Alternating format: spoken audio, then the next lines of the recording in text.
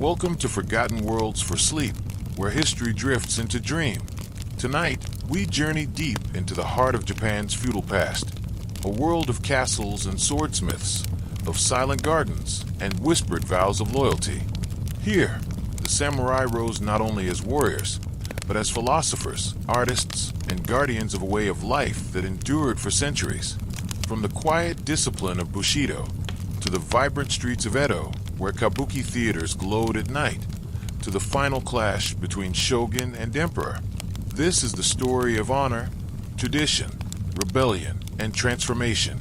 So lay back, close your eyes, and let the echoes of ancient Japan carry you into rest. The tale of the samurai begins now. Before Japan became the land of samurai, shoguns, and emperors, it was an island world of forests, rivers, and restless seas. Imagine a chain of mountains rising from the ocean, shaped by fire and earthquakes, where every tremor reminded people of the Earth's raw power. Here, in this natural crucible, the earliest Japanese began to carve out their identity, an identity deeply tied to the land and its spirits. Archaeologists call the first period of Japanese history the Jomon era, beginning more than 10,000 years ago. The word Jomon means cord-marked, a reference to the pottery these ancient people left behind. Unlike the grand castles and scrolls of later centuries, Jomon artifacts tell a quieter, humbler story. They lived as hunter-gatherers, moving with the seasons, fishing along rivers, hunting deer and boar, and gathering nuts, fruits, and roots from the forests. Their villages were clusters of pit dwellings dug into the earth, simple but practical, warmed by fire against the bitter winters. And in the center of their lives was pottery, pots decorated with swirling, flame-like designs, some of the oldest and most expressive ceramics in the world. But the Jomon people were not only practical survivors, they were also spiritual dreamers. They believed in a world alive with spirits, where mountains, rivers, and even stones possessed divine essence. Clay figurines called dogu, with exaggerated features and mysterious patterns, suggest that fertility, health, and protection were central to their rituals. These early expressions of belief laid the groundwork for what would later evolve into Shinto, Japan's indigenous religion. To the Jomon, the line between the natural and the spiritual was thin. Every gust of wind, every wave against the shore carried the presence of unseen forces. Then, around the 3rd century BCE, change swept across the islands. From the Asian mainland, likely Korea and China, new technologies arrived. This was the dawn of the Edo period, and it changed everything. The newcomers brought with them rice cultivation, bronze tools, and later, iron weapons. Villages that once lived by hunting and foraging transformed into farming communities, organized around wet rice agriculture. For the first time, people settled permanently in fertile plains, irrigating fields and working in cycles tied to planting and harvest. Rice became more than food. It became currency, status, and power. Control of rice fields meant control of people. And with that, the earliest social hierarchies began to emerge. Chiefs rose above common farmers, and villages turned into political units. Graves grew larger and more elaborate for these leaders, marking the beginnings of a society where power was inherited and defended. It is during this time that we hear of the first legendary rulers. Chinese records mention a mysterious queen called Himiko, who ruled over a land called Yamatai. Described as a shamaness who governed through spiritual authority, she combined politics with mysticism, using ritual to legitimize her rule. Though historians still debate her true identity and the exact location of Yamatai, Himiko stands as an early symbol of how religion and politics would intertwine in Japan's destiny. By the 3rd century CE, these small polities began to consolidate. This was the Kofun period, named after the colossal burial mounds, kofun, built for powerful rulers. These tombs, some shaped like keyholes when viewed from above, were monumental expressions of authority. Inside lay treasures of iron swords, bronze mirrors, and armor, symbols of wealth and military might. The rulers buried here were not only leaders in life, but became divine figures in death, worshipped by their people. The scale of the Kofun reveals something crucial. Japan was no longer a land of scattered tribes.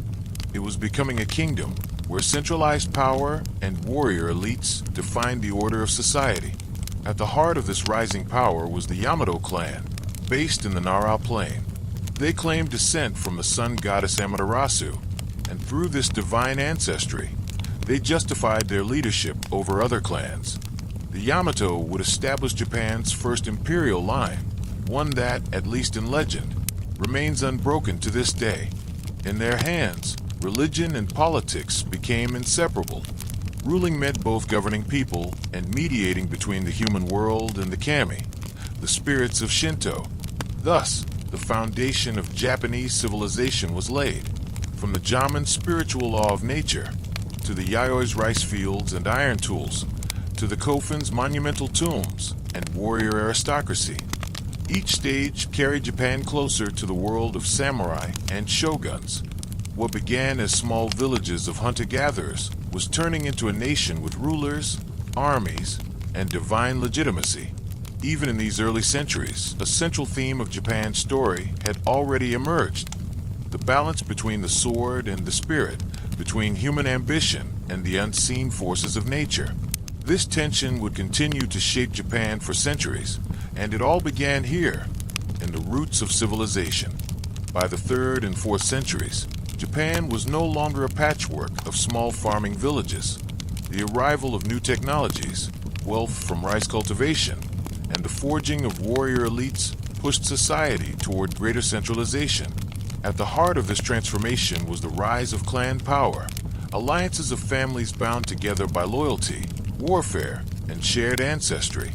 Among them, one clan would rise above all others, the Yamato. The Kofun period, which stretched roughly from the 3rd to the 6th century CE, takes its name from the massive burial mounds built for these early rulers. Some of these tombs, such as the colossal Dazenryo Kofun in Osaka, attributed to Emperor Nintoku, remain among the largest burial monuments in the world. Shaped like giant keyholes, when seen from above, they were encircled by moats and filled with treasures, bronze mirrors, iron swords, jade ornaments, and armor. These were not merely graves, they were statements of authority, symbols that the ruler buried within commanded wealth, manpower, and divine favor. The construction of such tombs required immense labor, coordination, and resources. Their very existence reveals the consolidation of power under kings, who could mobilize thousands of workers. It was a society moving steadily away from loose tribal bonds into a stratified hierarchy, where elites dominated commoners, and warriors guarded the emerging order. At the center of this system was the Yamato clan. Based in the fertile Nara Basin, the Yamato rulers began extending their influence across neighboring regions through warfare, alliances, and marriages. What set them apart was not only their military strength, but also their ability to fuse politics with religion. The Yamato claimed descent from Amaterasu, the Shinto sun goddess. By presenting themselves as living descendants of the gods, they elevated their rule beyond mere politics. To obey the Yamato kings was not simply to submit to a warlord, it was to acknowledge divine order itself. This strategy proved effective. Other clans could rival them in military might, but none could match their claim of divine ancestry. Over time, rival leaders became subordinates, pledging loyalty to Yamato rulers who adopted the title of Okimi, great kings. This blending of myth and governance laid the foundation for what would later become the Japanese imperial line, one of the oldest continuing dynasties in the world. But Yamato power was not exercised in isolation. Across the sea, China's great dynasties loomed as cultural and political giants. Contact with China and the Korean Peninsula brought writing, advanced metalworking, Buddhism, and systems of government. The Yamato rulers looked outward, keenly aware that legitimacy in East Asia was not only measured by swords, but also by recognition from the Chinese court.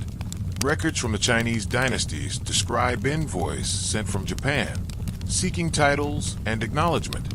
To be named a King of Wa by the Chinese emperor added weight to Yamato authority, cementing their rule at home. As Yamato influence spread, so too did their administrative innovations. They began collecting tribute from subordinate clans, organizing military campaigns, and centralizing rituals at sacred Shinto shrines. One of the most sacred sites was the ISC Grand Shrine, dedicated to Amaterasu herself. By controlling access to these holy spaces, the Yamato reinforced their status as intermediaries between gods and humans. Religion was no longer only about harvests and village festivals. It had become the scaffolding of statecraft. Yet this growing power came at a cost. The Yamato court was a tapestry of shifting alliances. Powerful clans like the Soga, Mononobe, and Nakatomi held enormous sway, often through marriage ties with the ruling family. Politics in early Japan was less a rigid hierarchy than a constant negotiation between the king and his great families. Each clan guarded its own shrines, warriors, and traditions, which could either support or threaten the central authority. This fragile balance revealed itself in moments of crisis. For instance, when new ideas like Buddhism arrived from the continent, the clans were divided. Some embraced the foreign religion as a source of prestige and international sophistication. Others denounced it as a threat to the purity of Japan's native gods. The struggle was not only theological but political. Control of religion meant control of legitimacy. The seeds of conflict between tradition and innovation, between Shinto and foreign ideas, were sown early in Japan's story. Still, by the end of the Kofun period, the Yamato had emerged as the undisputed center of authority.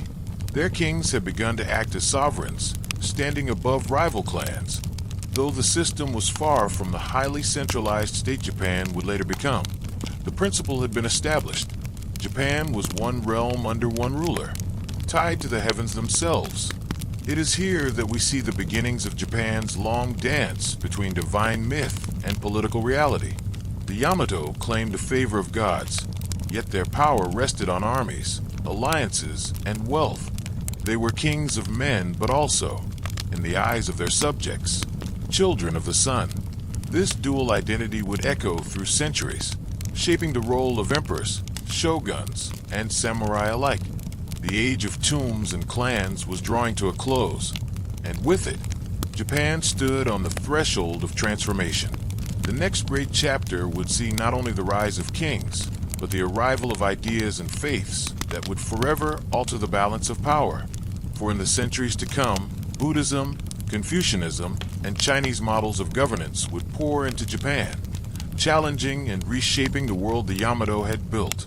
The stage was set for an even greater experiment, the blending of native tradition with continental influence to forge the identity of a nation. By the 6th century, Japan was no longer an isolated archipelago of rice fields and warrior clans. Its rulers and people stood at a crossroads, their eyes turned across the sea toward the continent. From China and Korea came waves of new ideas, writing systems, philosophy, government models, and most profoundly, Buddhism. What entered Japan in these years was more than a religion. It was a cultural revolution that would permanently transform the islands. The story begins with envoys from the Korean peninsula. Kingdoms like Beach and Silla, locked in their own rivalries, sought allies in Japan. Along with diplomatic missions, they carried gifts, books, Buddhist images, bronze bells, and scriptures. One famous moment came when the king of Beach sent the Yamato court a gilded Buddha statue, sutras, and monks to teach the new faith. For the Yamato elite, this was not merely a matter of devotion, it was a matter of prestige. To embrace Buddhism was to declare Japan part of the great cultural sphere of East Asia, where China's mighty dynasties radiated power and sophistication. But not everyone welcomed this foreign religion. The court itself split into factions. The Soga clan, eager to modernize and strengthen their hold on politics, championed Buddhism. To them, supporting this powerful new faith offered connections to the continent, legitimacy through cosmopolitan culture, and a way to rival traditionalists. On the other side stood clans like the Mononobe and Nakatomi, guardians of Japan's Shinto rituals. They saw Buddhism as an alien intrusion, a threat to the kami, the native gods who had long watched over the land. For them, protecting Shinto was protecting Japan itself. This was no minor disagreement. The clash between clans over Buddhism became one of the earliest examples of how religion and politics were inseparable in Japan's history. Temples rose alongside shrines, monks debated with priests, and courtiers schemed with swords as much as with prayers. The contest was bloody at times, but the Soga ultimately triumphed. With their support, Buddhism gained a foothold, and Japan began absorbing continental culture at a breathtaking pace. Among the champions of this new order was Prince Shotoku. Born into the Yamato royal family and aligned with the Soga, he became one of Japan's earliest statesmen and visionaries. Shotoku saw in Buddhism not only a religion but a moral and political framework. He famously issued the 17-article Constitution in 604, a code of conduct for officials that blended Confucian ethics, Buddhist compassion, and native traditions. Loyalty to the ruler, harmony within society, reverence for the Buddha. These principles laid the groundwork for centralized governance. Shotoku also looked outward. He sent embassies to the Sui dynasty in China, boldly addressing the Chinese emperor as an equal. From the ruler of the land where the sun rises to the ruler of the land where the sun sets. It was a statement both diplomatic and defiant, marking Japan's intention to join the international order on its own terms. Through these exchanges, Japan imported not only Buddhist teachings, but also the Chinese writing system, court rituals, architectural styles, and models of centralized bureaucracy. Back home, temples became centers of learning and culture. Monks translated sutras, copied manuscripts, and introduced new art forms. Wooden pagodas rose beside Shinto shrines, their elegant tiers pointing toward heaven. The Horyuji Temple, built under Shotoku's patronage, still stands today as one of the oldest wooden structures in the world, a living witness to the age when Buddhism first blossomed on Japanese soil. Yet Shinto did not vanish. Instead, it adapted. The kami were not overthrown by the Buddha. They were reinterpreted as protective deities, local guardians who coexisted with this new universal faith. This syncretism, this blending of foreign and native, would become a defining trait of Japanese culture. Japan rarely replaced the old with the new. It layered one upon another, weaving contradictions into harmony. Still, beneath the flourishing temples and elegant philosophies, politics remained turbulent. The Yamato rulers, strengthened by continental ideas, began reshaping Japan into a state modeled after China's great dynasties. The Taika reforms of 645 declared that all land and people belonged to the emperor, seeking to centralize power and weaken rival clans. Bureaucracies were reorganized, taxes collected, and provinces governed by appointed officials rather than hereditary warlords. The reforms were ambitious, often more theory than practice, but they revealed Japan's intent to build not just a kingdom of clans, but a true nation. For the common people, these transformations were distant yet tangible. Where once shrines alone marked sacred spaces, now vast temples loomed, filled with chanting monks and golden images. Rice fields were surveyed and taxed more systematically, binding farmers ever closer to the state. Festivals mixed Shinto dances with Buddhist chants. The world of Japan was changing, and though many resisted, the tide was unstoppable. By the end of this period, Japan had crossed a threshold. It was no longer only the land of the kami, of rice fields and clan rivalries. It had entered the wider stage of East Asia, drawing from China's institutions and India's spiritual heritage via Korea. Out of this fusion, something distinctly Japanese was emerging, a civilization that could borrow without losing itself, adapt without surrendering its identity. But with greater sophistication came greater fragility. The Yamato court glittered with new temples, scrolls, and codes of law, yet behind the facade lay tensions. Powerful clans still wrestled for influence. Religious conflict simmered, and the promise of centralization was not yet secure. The seeds of both greatness and chaos had been sown. The next act would reveal whether Japan's rulers could balance elegance with strength. For as Buddhism and Chinese models reshaped society, the aristocrats of the imperial court would soon rise into an age of unmatched beauty and refinement, an age known as Heian, where art and power danced in the same breath. If the earlier centuries of Japan were marked by tombs, wars, and foreign imports, the Heian period, 794 to 1185, was the age of elegance. It was here, in the newly built capital of Heian-kyo, modern-day Kyoto, that Japanese aristocratic culture reached its most dazzling height. For nearly 4 centuries, the emperors and their court created a world of poetry, beauty, and ritual refinement. Yet beneath the shimmering surface, cracks were forming, cracks that would one day open the door for the rise of the samurai. The story begins with a move. In 794, Emperor Kanmu, weary of the intrigues and corrupting influence of Buddhist monasteries in the old capital of Nara, ordered the court to relocate. The chosen site lay in a fertile valley between forested mountains. There, the city of Heian-kyo was laid out on a grand Chinese-style grid, broad avenues, orderly blocks, and a palace at its heart. The name meant capital of peace and tranquility, and for a time, it lived up to its promise. The Heian court soon developed its own distinct identity. Unlike the martial focus of later eras, this was a world ruled by aesthetics and ceremony. To be powerful in Heian society was to be graceful, cultured, and sensitive to beauty. Aristocrats competed not in battle, but in poetry contests, calligraphy, and subtle displays of taste. A misplaced word in a love letter or an unrefined choice of fabric could end a career as surely as defeat in war. One of the most striking features of Heian culture was its obsession with literary expression. Court life revolved around the written word, from official decrees to personal diaries. Noble women, in particular, flourished as writers, because men often wrote in Chinese, the formal language of administration. Women pioneered the use of the Japanese phonetic script, kana, to express the rhythms of their own language.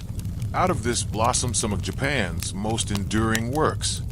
Lady Sei Shanagon's The Pillow Book sparkled with wit and keen observations of court life, while Lady Murasaki Shikibu's The Tale of Genji created the world's first full-length novel, a story of love, loss, and longing that still resonates across the centuries. Clothing, too, was a language. Aristocrats dressed in layers of silk robes, each carefully selected to harmonize with the seasons. Women's sleeves trailed like flowing rivers, and their hair fell in long black curtains down their backs. The court became a theater of elegance, where even the scent of incense burned on one's robes spoke volumes about taste and refinement. Yet the Heian period was not only about art, it was also about power. In theory, the emperor ruled Japan, descended from the gods and revered as the axis of the nation. In practice, real control lay in the hands of the Fujiwara clan. Through a shrewd strategy of marrying their daughters to emperors, the Fujiwara positioned themselves as regents and advisors, manipulating the throne while keeping the imperial line intact. For generations, they dominated politics without ever needing to seize the crown outright. This arrangement created stability, but also fostered detachment. As the court grew ever more absorbed in its rituals and refined amusements, its grip on the provinces weakened. Beyond the polished gardens of Kyoto, the countryside was turbulent. Local landowners, temples, and emerging warrior families gained strength, sometimes ignoring distant decrees from the capital. The seeds of future conflict were quietly sprouting. Religion, too, flourished in new forms. While Buddhism had been a tool of statecraft in earlier centuries, in the Heian Age it became a source of artistic inspiration and spiritual depth. Esoteric sects like Shogun and Tendai introduced elaborate rituals, mandalas, and mountain monasteries that blended Indian, Chinese, and native elements. Monks performed mystical ceremonies to protect the nation, while aristocrats sponsored the construction of ornate temples as both pious offerings and displays of wealth. At the same time, Shinto shrines continued their ancient role, entwined with Buddhist practices in a harmony unique to Japan. For the people of Heian-kyo, life seemed timeless. The palace echoed with music from flutes and zither, while moonlit poetry gatherings celebrated the fleeting beauty of cherry blossoms. The aesthetic principle of mono no aware, the awareness of life's impermanence, permeated everything, from love affairs to seasonal rituals. To appreciate beauty was to acknowledge its transience, and to find in that fleeting moment a kind of eternal truth. But outside the capital, another reality brewed. The countryside grew restless as powerful families and their armed retainers, the early samurai, gained influence. Banditry increased, disputes over land erupted into violence, and the court, insulated by its own refinement, often proved unable to enforce its will. Increasingly, aristocrats turned to these warriors for protection, granting them land or privileges in exchange for loyalty. Unknowingly, the Heian elite were laying the foundations of a new order that would one day eclipse their own. By the late Heian period, the contradictions had become stark. On the one hand, the court represented one of the most refined civilizations in world history, producing art and literature of extraordinary depth. On the other, its political weakness left it vulnerable to the ambitions of military clans. The tension between elegance and power, between poetry and the sword, would soon erupt into open conflict. The Heian Golden Age, thus, stands as both a pinnacle and a prelude. It was the height of aristocratic grace, the moment when Japanese culture truly came into its own, distinct from Chinese models and rooted in its own sensibilities. Yet it was also the beginning of the end for the old order, for beyond the capital's walls, warriors were sharpening their blades. And soon, those blades would write the next chapter of Japan's story. As the Heian court basked in poetry and moonlight, far from the capital a different kind of power was taking root. In the provinces, where rice fields stretched across valleys and mountains loomed over rugged coastlines, men lived by the sword rather than the brush. These were the forerunners of the samurai, warriors who would eventually transform Japan from a courtly kingdom into a land ruled by steel and discipline. The origins of these warriors lay in necessity. The Heian court, elegant though it was, had grown detached from the realities of the countryside. Local landowners, known as shogun lords, controlled vast estates, often exempt from imperial taxes thanks to connections with temples or aristocrats. As these estates expanded, so too did the need for armed protection. Banditry, disputes over land, and peasant uprisings were constant threats. With the central government too weak to intervene, landowners turned to private militias, hiring tough men skilled in riding and archery. Over time, these men became hereditary military families, bound not just by employment, but by bloodlines of warriors. Unlike the silk-robed aristocrats of Kyoto, these early samurai lived hard lives. They trained in mounted archery, swordsmanship, and the art of war. Their loyalty was to their clan and lord rather than to the distant emperor. Honor was measured not by poetic skill, but by courage on the battlefield. While court nobles measured beauty in cherry blossoms and incense, the warriors of the provinces found meaning in discipline, obedience, and the readiness to kill or die. Two families in particular began to rise above the rest, the Minamoto and the Taira.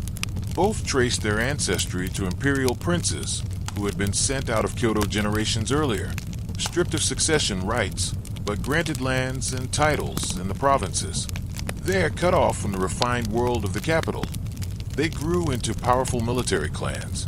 Their imperial blood gave them prestige, while their military might gave them dominance over the countryside.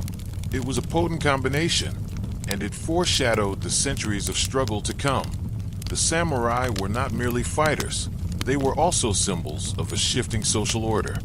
Their armor, lacquered plates tied with colorful cords, spoke of both practicality and artistry. Their bows, taller than a man, were deadly at long range, while their swords, though not yet the perfected katana of later centuries, were already regarded with reverence. To ride into battle under a clan's banner was not only to fight for land or wealth, but to defend honor itself. The rise of the samurai also marked the beginning of a new ethos. Unlike the bureaucrats of the court, warriors lived by principles of loyalty, duty, and personal valor. This spirit would later crystallize into Bushido, but even in its early form it was clear. To be a warrior was to accept a life of service and the constant presence of death. To abandon one's lord was the deepest shame. To fall in battle for him was the highest glory. Still, this martial society was not completely isolated from the refined culture of the Heian court.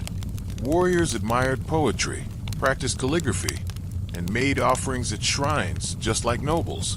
What set them apart was that, when the ink dried, they could draw the bow and cut down an enemy without hesitation. They were, in a sense, the bridge between the elegance of Kyoto and the harsh demands of survival in the provinces. By the late Heian period, the samurai were no longer just local militias. They had become indispensable to the state itself. The imperial court, beset by internal rivalries and unable to enforce its decrees, began relying on military clans to keep order. In times of unrest, it was the Minamoto or the Taira who were called upon to suppress rebellions. With every campaign, their influence grew, the name spreading across the islands as both protectors and threats. The shift was subtle but irreversible. Power was moving away from the courtiers of Heian-kyo and into the hands of men who could command soldiers. The court still dressed in silks and recited verses by lamplight, but beyond the capitals, gates the clatter of hooves and the whistle of arrows announced a new era. The warriors of the provinces were no longer mere servants of aristocrats. They were becoming the arbiters of Japan's destiny. This transformation was not peaceful. As clans rose and fell, rivalries hardened. Land disputes turned into feuds. Feuds turned into wars. The countryside became a patchwork of fortified manors, each defended by loyal retainers. Villages paid tribute not only to the emperor's tax collectors, but also to the swords of local lords. And behind it all, the Minamoto and Taira families loomed, growing stronger with each generation, waiting for the chance to seize the stage of history. The world of the Heian aristocracy, so refined, so insulated, was beginning to look fragile. Its elegant poems and golden screens could not stop a sword thrust or an arrow's flight. In time, the warriors who once served at the empire's edges would march into its very heart, for the age of the samurai was dawning, and with it, the old order would never be the same. By the late 12th century, the two greatest warrior families of Japan, the Taira and the Minamoto, stood poised on the edge of open war. For generations, both clans had grown in power, serving emperors and court nobles while amassing their own armies, lands, and wealth. Their rivalry simmered beneath the surface of imperial politics until it finally erupted into one of Japan's most dramatic and decisive conflicts, the Genpei War, 1180 to 1185. The spark was dynastic. In 1156, the Shogun rebellion had exposed the fragility of the imperial house, as rival claimants to the throne drew samurai clans into their disputes. The Minamoto and Taira found themselves on opposing sides, and although both clans survived, the Taira emerged ascendant. Under the brilliant and ruthless leadership of Taira no Kayamori, the family inserted itself directly into the heart of Kyoto politics. By marrying his daughter into the imperial line, Kayamori even ensured that his grandson would one day sit upon the chrysanthemum throne. For the first time, a warrior clan was no longer a servant of the court. It was the court, but arrogance bred resentment. Kayamori's dominance alienated rivals at court and sowed discontent among other warrior families. His heavy-handed policies, especially his persecution of enemies and his manipulation of imperial succession, created a coalition of those determined to bring the Taira down. Among them were the Minamoto, long overshadowed but still fiercely ambitious. The stage was set for a showdown that would determine who truly ruled Japan, the emperor, the courtiers, or the warriors. The conflict began in 1180 when Prince Machihito, a disaffected member of the imperial family, called upon the Minamoto to rise against the Taira. Answering his call was Minamoto no Yorimasa, a seasoned warrior poet who led the first strike. His rebellion was crushed, but his defiant act ignited a larger conflict. Yorimasa's death, by ritual suicide after defeat, was remembered as one of the earliest instances of samurai seppuku, symbolizing the warrior's preference for an honorable death over capture. The war that followed, later immortalized in the epic tale, the Heike Monogatari, was no mere skirmish. It raged across the Japanese islands for 5 years, involving tens of thousands of warriors, shifting alliances, and battles fought on plains, in rivers, and across the sea. It was not just a clash of armies, but of ideals. The proud, aristocratic Taira, who sought to integrate into the Kyoto court, versus the rugged Minamoto, whose power lay in the provinces and among the rising warrior class. One of the war's most famous episodes occurred at the Battle of Uji in 1180. As Taira forces advanced, Minamoto warriors held the bridge across the Uji River, tearing up planks to slow the enemy's crossing. Monks from the warrior monasteries of Nara fought alongside the Minamoto, their Sohei, warrior monks, wielding naginata and chanting sutras amid the clash of steel.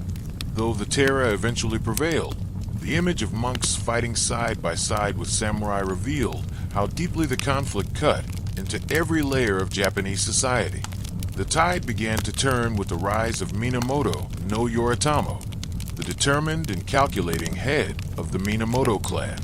From his base in Kamakura, far from the glittering court of Kyoto, Yoritamo built a disciplined military government, securing alliances with eastern warriors who felt little loyalty to the distant capital. While Yoritamo oversaw the strategy, his half-brother Yoshitsune provided the fire of battlefield brilliance. Charismatic, daring, and almost reckless, Yoshitsune led daring campaigns that became legend, including the Battle of Ichinotani in 1184, where he outflanked the Taira by leading a cavalry charge down a near-vertical cliff. The final act came in 1185 at the Battle of Dan no Yura, a naval showdown in the narrow straits between Honshu and Kyushu. There, the Taira fleet, carrying the child emperor in Toku and the imperial regalia, clashed with the Minamoto navy. For hours, arrows darkened the sky, and ships collided in bloody chaos. At first, the Taira held their ground, but betrayal struck. One of their commanders defected mid-battle, revealing tactics and weak points to the Minamoto. Surrounded and desperate, the Taira lines broke. The defeat was total. In a moment both tragic and symbolic, the young emperor in Toku was taken into the sea by his grandmother, drowning with the sacred sword and jewel of the imperial regalia. The image of imperial robes sinking beneath the waves haunted Japan's cultural memory for centuries. With that act, the Taira were annihilated, their glory extinguished. The Minamoto now stood supreme. Yet victory brought not peace, but transformation. By defeating the Taira, the Minamoto did more than destroy a rival. They overturned the centuries-old balance between the court and the provinces. Military might, not aristocratic pedigree, was now the foundation of authority. From his power base in Kamakura, Yoritamo would establish a new form of government, the shogunate, in which a military ruler governed Japan in the emperor's name. It was the beginning of nearly 7 centuries of warrior rule. The Genpei War was more than a feud between families. It was the crucible in which the samurai class truly came into its own, proving not only their martial prowess, but also their capacity to govern. Its tales of loyalty, betrayal, bravery, and tragic sacrifice echoed through literature, theater, and song, shaping Japan's cultural imagination for centuries. The Heike Monogatari captured it best. The sound of the Gion Shoja bells echoes the impermanence of all things. The color of the Sala flowers reveals that the prosperous must decline. The Taira had risen like a wave, brilliant and unstoppable, but like a wave they had broken and vanished. In their place, the Minamoto established a new order, and with it, the age of the samurai had truly begun. The victory of the Minamoto over the Taira in 1185 marked the end of one era and the birth of another. For centuries, Japan had been ruled from Kyoto, where emperors and aristocrats presided over courtly rituals. literature, and fragile political alliances. But now, power shifted away from the shimmering palaces of the capital to a rugged coastal town in the east, Kamakura. Here, Minamoto no Yoritomo established a government unlike anything Japan had seen before, a warrior's government, the Bakufu, led not by emperors, but by generals, the shoguns. Yoritomo was not content to simply bask in victory. He was cautious, calculating, and determined to build a system that would ensure samurai supremacy for generations. Though the emperor and his court remained symbols of legitimacy, Yoritomo knew that real power lay with the men who commanded swords, horses, and loyalty. From Kamakura, he created a parallel system of authority that gradually overshadowed the imperial court. The emperor, cloistered in Kyoto, still reigned, but Yoritomo ruled. He took the title Sei Taishagen, or barbarian subduing great general, an ancient designation now revived with new meaning. It signaled that Yoritomo, and not the emperor, held command over the warriors of the land. This distinction would define Japanese politics for centuries to come. At the heart of the new system was the relationship between lord and vassal. Samurai were bound to Yoritomo, not just by force, but by contracts of loyalty. In exchange for military service, they received land, protection, and recognition of their rights. This feudal arrangement created a web of obligation stretching from Kamakura to the far provinces, linking warriors into a coherent class. The age of the independent aristocratic warrior was giving way to the samurai order, disciplined and organized under shogunal command. Yoritomo built institutions to solidify this new order. He created the Samurai Dekoro, a council to oversee military affairs, and the Mandikoro, an administrative office to handle finance and governance.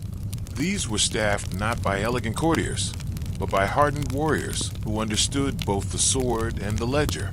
The emperor's court still conducted poetry contests and ceremonial banquets, but the real business of ruling, taxation, justice, and military command shifted to Kamakura. Justice was a key concern. Under the old order, disputes were often settled by influence or bribery at court. Yoritomo sought to bring discipline to the warrior class by establishing the Manchujo, a judicial board to resolve conflicts among samurai. This helped prevent blood feuds and strengthened the shogun's role as the ultimate arbiter. For the first time, the samurai began to see themselves not just as individuals, but as part of a wider system, with laws and obligations that transcended clan rivalries. Yet Yoritomo's triumph was shadowed by tragedy. His half-brother, Minamoto no Yoshitsune, the brilliant general whose daring tactics had defeated the Terror, quickly became both a hero to the people and a threat to Yoritomo's authority. Yoshitsune's fame soared after his victories at Ichinotani and Dan no Yura, and ballots celebrated his genius. But Yoritomo, wary of rivals, saw in him the seeds of rebellion. Accused of disloyalty, Yoshitsune fled, only to be hunted down and forced to commit suicide in 1189. His tragic fall became one of Japan's most enduring legends, the tale of a brilliant warrior undone not by enemies, but by the jealousy of his own kin. Yoritomo himself did not live long to enjoy the fruits of his power. In 1199, he died suddenly after a riding accident. Yet the institutions he built endured, and his successors, guided by the Hojo regents, continued his work. The Hojo clan, originally Yoritomo's in-laws, seized effective control of the shogunate, ruling in the name of the shogun while wielding the real power themselves. This arrangement allowed the Kamakura Bakufu to survive for over a century, even as emperors in Kyoto schemed to regain influence. The Kamakura shogunate transformed Japanese society. For the samurai, provided stability, recognition, and a sense of identity. They were no longer merely retainers of aristocrats. They were the ruling class, bound together by codes of service and loyalty. For the peasants, it brought both burdens and benefits. While taxation was heavy, the end of constant civil war allowed villages to prosper under the watch of their samurai overlords. For the court in Kyoto, it was a slow eclipse, as imperial authority dwindled into symbolism while real power lay in the hands of warriors. But shadows gathered even over this new order. The balance between emperor and shogun, between Kyoto and Kamakura, was delicate. The imperial court, though weakened, had not forgotten its ancient claim to authority. Samurai loyalty, though strong, could fracture under ambition and rivalry. And beyond Japan's shores loomed an even greater test, one that would challenge the very survival of the warrior government, the approach of the Mongols. For now, though, Japan had entered a new age. The sword had replaced the scepter, and the warrior's code was no longer just a private ethic, but the foundation of the nation's government. The Kamakura shogunate was more than a political system. It was the embodiment of a new Japan, a land ruled by those who carried the katana, lived by loyalty, and stood ready to fight or die in service of their lord. The age of the samurai had begun in earnest. By the late 13th century, the Kamakura shogunate had secured its rule over Japan, keeping the emperor confined to Kyoto and the provinces firmly under samurai authority. But while Japan seemed stable within, forces beyond its shores were gathering. From the steppes of Central Asia, the most formidable empire in world history extended its reach, the Mongols.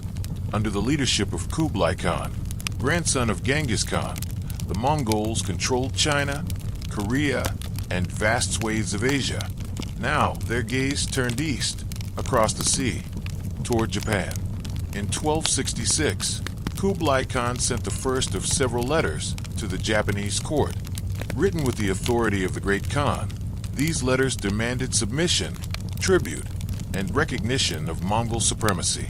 For centuries, Japan had lived in relative isolation, dealing primarily with China and Korea on its own terms. The Mongol demand was unprecedented, a call to acknowledge a foreign emperor who claimed dominion over the world. The Japanese court and shogunate debated how to respond. Some urged diplomacy, but the Kamakura leaders, steeped in the ethos of samurai honor, refused. No warrior nation would bow to foreign overlords. The Mongol envoys were dismissed without ceremony. Some accounts even claim that later emissaries were executed outright. By rejecting tribute, Japan defied the most powerful military machine on Earth. The first invasion came in 1274. A Mongol fleet of some 900 ships carrying nearly 30,000 men, including Mongol cavalry, Chinese infantry, and Korean sailors, sailed across the Korean Strait. They landed at Hakata Bay in Kyushu, where Japanese defenders rushed to meet them. For the samurai, war had long been personal, fought in single combat with ritual challenges, declarations of lineage, and heroic duels. The Mongols fought differently. They advanced in massed formations, pounded drums to coordinate attacks, and rained volleys of arrows, explosive gunpowder bombs, unfamiliar to Japanese eyes and ears, burst among the defenders, spreading terror. The clash was brutal. Samurai valor was immense, but the Mongols' discipline and tactics threatened to overwhelm them. Yet fortune intervened. As night fell, the invaders withdrew to their ships, intending to resume the fight at dawn. A sudden storm struck the fleet, wrecking many vessels and scattering survivors back across the sea. Though not destroyed, the Mongol army was forced to retreat. For the Japanese, it was seen as divine intervention, the first kamikaze, or divine wind, sent by the gods to protect their land. But Kublai Khan was not finished. Furious at failure, he prepared an even larger assault. The second invasion, in 1281, dwarfed the first. More than 4,000 ships and 140,000 men, one of the largest fleets ever assembled, set sail for Japan. This time, the shogunate was ready. Samurai built defensive walls along Hakata Bay. Patrols scouted the coast, and warriors stood ready for prolonged battle. When the Mongols landed, the fighting was fierce. Japanese defenders fought from behind their new walls, launching counterattacks by sea in small boats that harassed the larger Mongol ships. Battles raged for weeks as the invaders struggled to establish a firm foothold. But then, once again, nature intervened. A colossal typhoon struck Kyushu, tearing through the anchored Mongol fleet. Ships smashed against one another or were driven onto rocks. Tens of thousands of invaders drowned. Those who survived were cut down by samurai as they struggled ashore. The mighty Mongol Empire had been humbled, not by swords alone, but by the winds and waves of Japan. The psychological impact was immense. The Japanese believed their nation had been chosen by the gods, protected by divine will. The word kamikaze, born in this moment, would echo centuries later in another desperate war. But behind the myth of divine protection lay stark realities. The invasions had strained the Kamakura government to its limits. The samurai had fought bravely, but unlike past wars, there was no conquered land to distribute as reward, only defense of existing territory. Many warriors returned home unpaid, resentful, and burdened with debt. This financial strain weakened the shogunate's authority. The Hojo regents, who controlled the government after Yoritomo's death, faced growing discontent among their vassals. Peasant uprisings increased as taxation rose to cover defense expenses. The Mongols had been repelled, but the cost of victory was a slow erosion of samurai loyalty to the Kamakura regime. Culturally, the invasions left a deep imprint. Chronicles like the Moko Shurai Ekitoba illustrated scenes of samurai heroism and Mongol ferocity. These images, painted on scrolls, depicted warriors charging into battle, ships crashing in storm-tossed seas, and the divine wind scattering the enemy. They cemented the ideal of the samurai as protectors of the nation, blessed by heaven and bound to defend their homeland at all costs. The Mongol invasions represented more than foreign wars. They marked Japan's first confrontation with global empires and highlighted the limits of isolation. They also tested the resilience of the samurai order, proving their valor but exposing the weaknesses of a feudal system based on personal reward. Though the Mongols never returned, the shock of their attacks reverberated for generations, shaping Japan's self-image and setting the stage for future political upheavals. By the end of the 13th century, Japan had faced the greatest military power on Earth and survived. The shogunate claimed victory, but the cracks in its foundations had begun to show. In the centuries to come, those cracks would widen into fractures, pulling Japan once again into cycles of war, rebellion, and transformation. The Mongol invasions of 1274 and 1281 left Japan with both triumph and turmoil. On the surface, the Kamakura shogunate appeared victorious. It had repelled the greatest military machine of the age. Samurai warriors, immortalized in scrolls and poetry, were hailed as divine defenders of the realm. The myth of the kamikaze, or divine wind, reinforced the idea that Japan was uniquely blessed and unconquerable. Yet beneath the surface, the very efforts that saved Japan from foreign conquest planted the seeds of the shogunate's decline. The most pressing problem was economic. In traditional samurai warfare, warriors fought in expectation of reward, usually land or wealth seized from the defeated enemy. But the Mongol invasions were defensive wars. When the battles ended, there was no new territory to distribute, no rich estates to confiscate. Samurai returned home proud of their service, but deeply frustrated. Many had exhausted their resources maintaining arms, armor, and horses during years of readiness, and they expected compensation. The Kamakura government tried to reward them with land confirmations and small grants, but these fell far short of expectations. As discontent spread among the warrior class, resentment also grew toward the ruling Hojo regents, who dominated the shogunate after Minamoto no Yoritomo's death. Originally serving as protectors of the young Minamoto heirs, the Hojo had maneuvered themselves into permanent power, holding the real authority behind the title of shogun. To many samurai, this arrangement seemed increasingly illegitimate. The Hojo issued orders and controlled rewards, yet they were not themselves great generals leading from the front. They governed through bureaucrats and councils, creating the perception that they were out of touch with the struggles of ordinary warriors. The economic strain worsened as the government poured resources into coastal defenses. Stone walls were built along Hakata Bay, fortifications were maintained, and fleets patrolled the seas long after the Mongols had departed.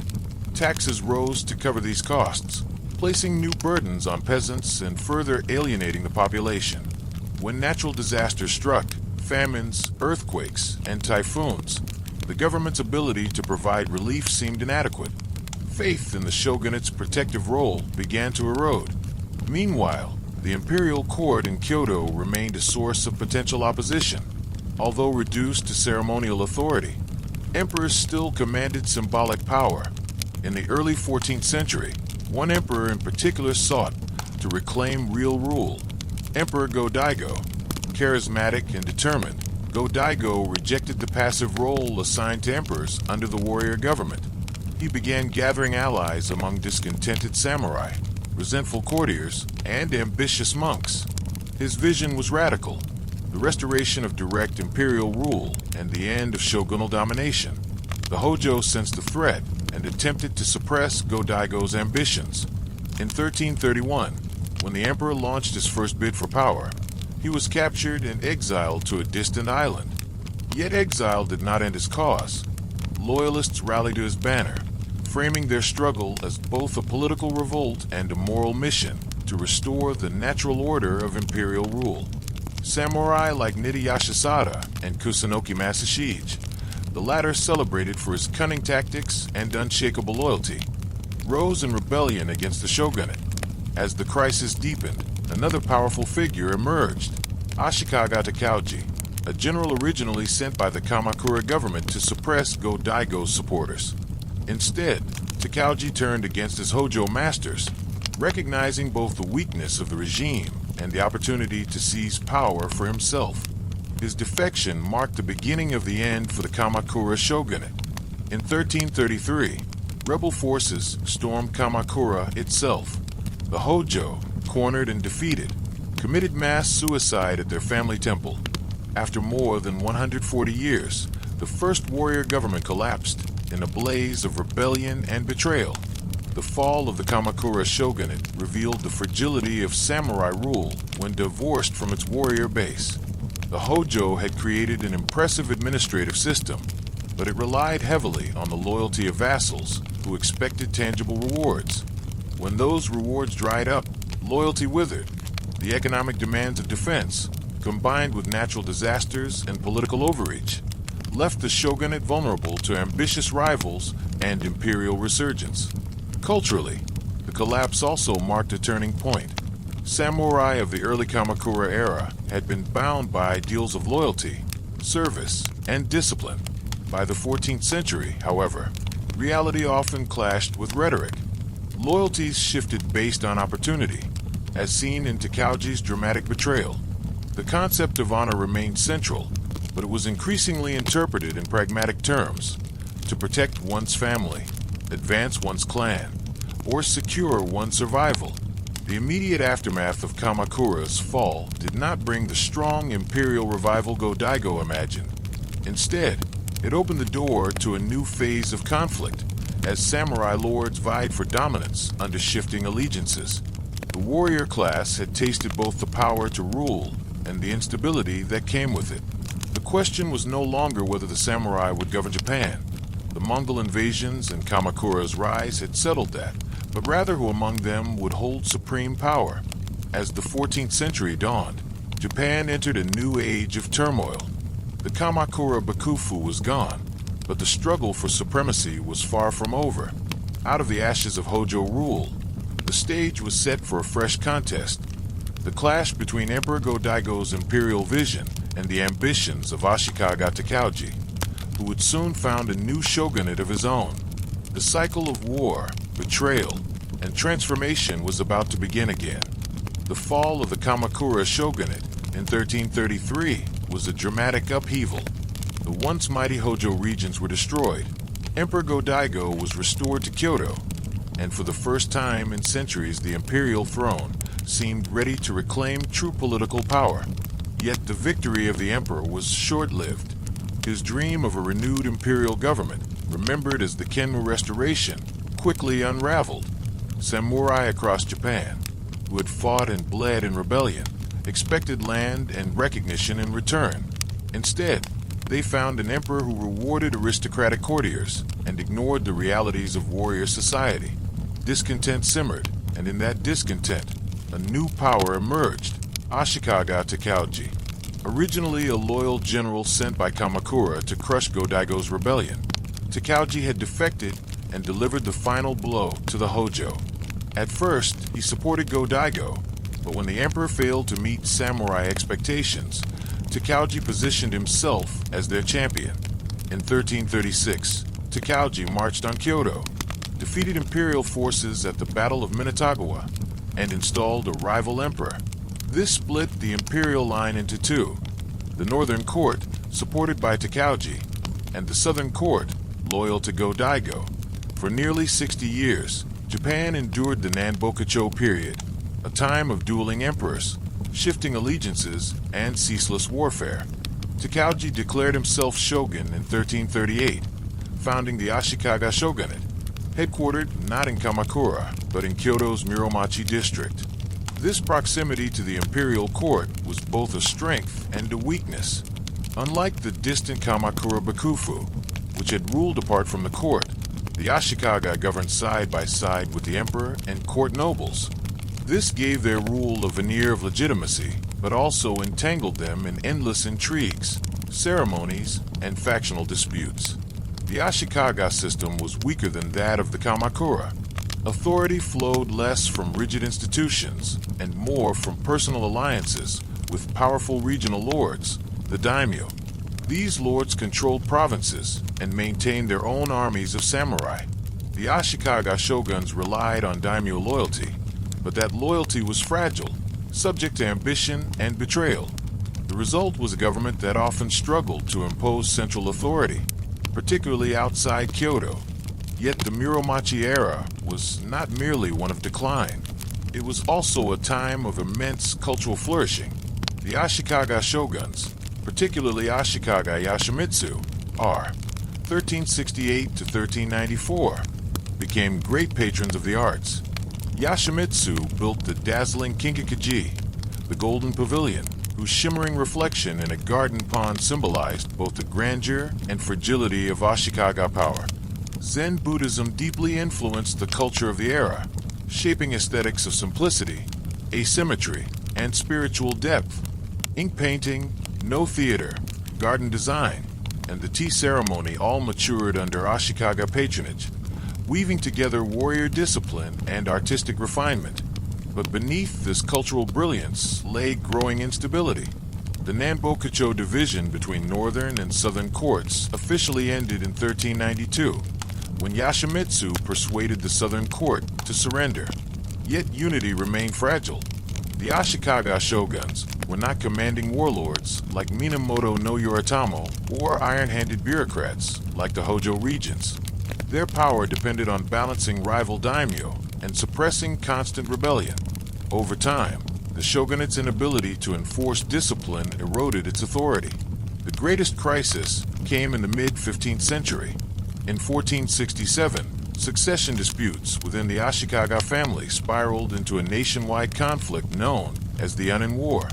For 10 years, Kyoto became a battlefield, reduced to ashes by warring factions of samurai and their daimyo patrons. The shogunate, meant to command respect, instead presided over chaos. By the war's end, central authority had effectively collapsed. Daimyo throughout Japan seized control of their domains, ruling independently. The country entered its most turbulent era, the Sengoku, or Warring States period. Still, the Ashikaga shogunate lingered, a shadow of its former self. Shoguns remained in Kyoto, conducting rituals and issuing decrees, but real power lay in the hands of provincial lords. The Muromachi era became a paradox, politically fractured, yet culturally unified. Samurai warlords patronized temples, artists, and playwrights even as they waged brutal wars against one another.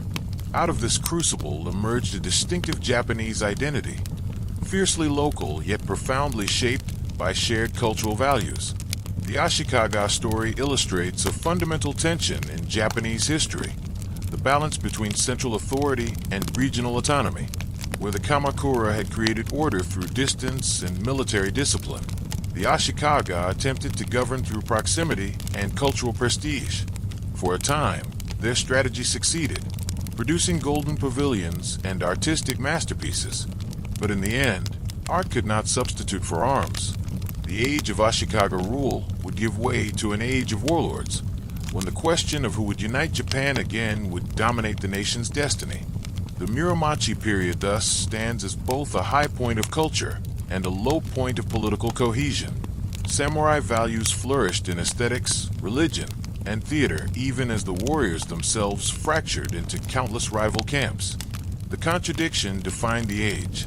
Elegance in the midst of chaos, golden pavilions rising from cities scarred by fire. It was an age of brilliance and blood, laying the groundwork for the epic struggles to come. By the mid-15th century, the Ashikaga shogunate was shattering. The Unin War, 1467 to 1477, which began as a succession dispute within the Ashikaga family, had consumed Kyoto in fire and reduced the authority of the shogun to a husk. Samurai lords across the provinces seized the chance to rule independently, no longer restrained by central power. Japan entered a century and a half of near-constant conflict, remembered as the Sengoku Jidai, the age of warring states. In this period, the country was a patchwork of domains ruled by ambitious daimyo, each commanding their own armies of samurai and as shigeru, foot soldiers. Alliances shifted as quickly as battles were fought, and loyalty was often measured in convenience rather than in Bushidō ideals. The emperor and the Ashikaga shogun remained in Kyoto, but their authority was purely ceremonial. Real power belonged to the warlords who carved Japan into shifting territories, endlessly competing for supremacy. The Sengoku era was brutal. Castles rose on hilltops and plains, fortified with stone walls and moats, symbols of daimyo ambition. Warfare became larger in scale and more organized. Samurai no longer fought in small bands of mounted warriors, but as commanders of vast armies, numbering in the tens of thousands. Strategy, logistics, and siegecraft became as important as personal bravery. The introduction of firearms in the mid-16th century, Portuguese matchlock guns known as tanegashima, transformed the battlefield even further, leveling the playing field between elite samurai and common foot soldiers. Yet the Sengoku was not only about war. It was also an age of innovation and transformation. Daimyo competed not only in battle but also in governance. They reformed taxation, encouraged commerce, and patronized artisans to strengthen their domains. Trade with China, Korea, and increasingly, European merchants brought new goods, ideas, and religions. Missionaries like Francis Xavier arrived in 1549, spreading Christianity and winning converts among peasants and even some daimyo, creating yet another layer of complexity in an already fragmented political landscape. Amid this chaos, legendary figures arose whose ambitions would reshape Japan. Among them were three warlords who became known as the Unifiers: Oda Nobunaga, Toyotomi Hideyoshi, and Tokugawa Ieyasu. Each would leave an indelible mark on the Sengoku landscape, guiding Japan step by step toward reunification. The first great disruptor was Oda Nobunaga, a daimyo of relatively modest origin. Nobunaga proved ruthless, innovative, and utterly determined to break the old order. In 1560, at the Battle of Okahazama, he crushed a vastly superior army led by Magawa Yoshimoto through audacity and surprise. From there, Nobunaga expanded rapidly, seizing Kyoto in 1568 and establishing himself as the dominant power. He embraced firearms, using disciplined volleys of arquebusiers to shatter traditional samurai cavalry charges. His philosophy was simple: destroy enemies utterly, reward talent regardless of birth, and centralize authority under his command. Yet his ambition and cruelty earned him many foes. In 1582, betrayed by one of his own generals, Akechi Mitsuhide, Nobunaga died at the Hanoji incident, his dream of unification unfinished. Into the power vacuum stepped his lieutenant, Toyotomi Hideyoshi. Unlike Nobunaga, Hideyoshi was not of samurai blood, but a peasant who rose through brilliance and loyalty. Charismatic and pragmatic, he succeeded where Nobunaga had failed, bringing nearly all of Japan under his control by 1590. Hideyoshi implemented sweeping reforms, disarming peasants in the sword hunt, restricting samurai to castle towns, and freezing social classes to stabilize society. His rule brought temporary peace, though his later years were marked by costly and ill-fated invasions of Korea, 1592 to 1598, that drained resources and weakened his legacy. The third great unifier was Tokugawa Ieyasu, patient and calculating. After Hideyoshi's death, Ieyasu maneuvered carefully, building alliances and consolidating power until 1600, when he decisively defeated rival forces at the Battle of Sekigahara. This victory made him master of Japan, paving the way for the Tokugawa shogunate that would rule for over 250 years. But in the mid-Sengoku, none of this destiny was certain. For ordinary people, life was precarious. Villages were taxed heavily to support daimyo armies. Peasants sometimes fled to join Ikki movements, communal uprisings that resisted samurai rule. Buddhist sects like the Iko-Ikki established fortified temple communities that defied daimyo authority, blending religious devotion with militant resistance. Merchants, though officially low in status, prospered in castle towns and port cities, supplying armies with weapons, provisions, and financial credit. The rigid feudal hierarchy cracked under the pressures of war and opportunity. Culturally, the Sengoku period was paradoxical. While war consumed the land, arts flourished under daimyo patronage. Castles like Azuchi and Osaka became centers of culture as well as war, adorned with grand architecture and painted screens. The tea ceremony, refined by masters like Sun no Rikyu, reached new heights, embodying ideals of simplicity, discipline, and aesthetic harmony even amid political chaos. No theater continued to evolve, while new forms of popular entertainment spread among commoners. The Sengoku Jidai was thus both an age of destruction and of creation. It shattered old certainties, undermined aristocratic dominance, and elevated men of talent over men of birth. It exposed the fragility of loyalty in a world driven by ambition, yet it also gave rise to enduring cultural traditions that defined Japanese identity. Above all, it produced leaders whose vision reached beyond local rivalries toward the possibility of a unified nation. As the 16th century drew toward its close, the struggle for supremacy was narrowing. Dozens of daimyos still fought for dominance, but three figures, Nobunaga, Hideyoshi, and Ieyasu, were emerging from the chaos. The warring states would not last forever. The fires of war were forging the men who would bring peace, though it would be a peace built on conquest, discipline, and the sword. In the brutal anarchy of the Sengoku period, where daimyo fought endlessly for supremacy, one warlord emerged with a vision far larger than mere survival. Oda Nobunaga, born in 1534, was the unlikely heir of a modest clan in Ori province. Yet through audacity, innovation, and sheer ruthlessness, he transformed himself into the architect of Japan's first major attempt at unification. Nobunaga's rise shattered old feudal norms and redefined the role of the samurai in politics and war. From a young age, Nobunaga was considered eccentric, known as the Fool of Owari. He disregarded traditional etiquette, dressed in flamboyant fashion, and mingled with commoners. But beneath his unorthodox behavior lay a sharp mind and an iron will. When his father died in 1551, rival retainers doubted Nobunaga's capacity to lead. Some defected, others plotted against him. Yet he proved his strength early by crushing opposition within his clan and consolidating Owari under his sole command.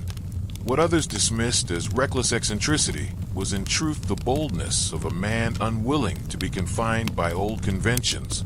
His breakout moment came in 1560 at the Battle of Okahazama.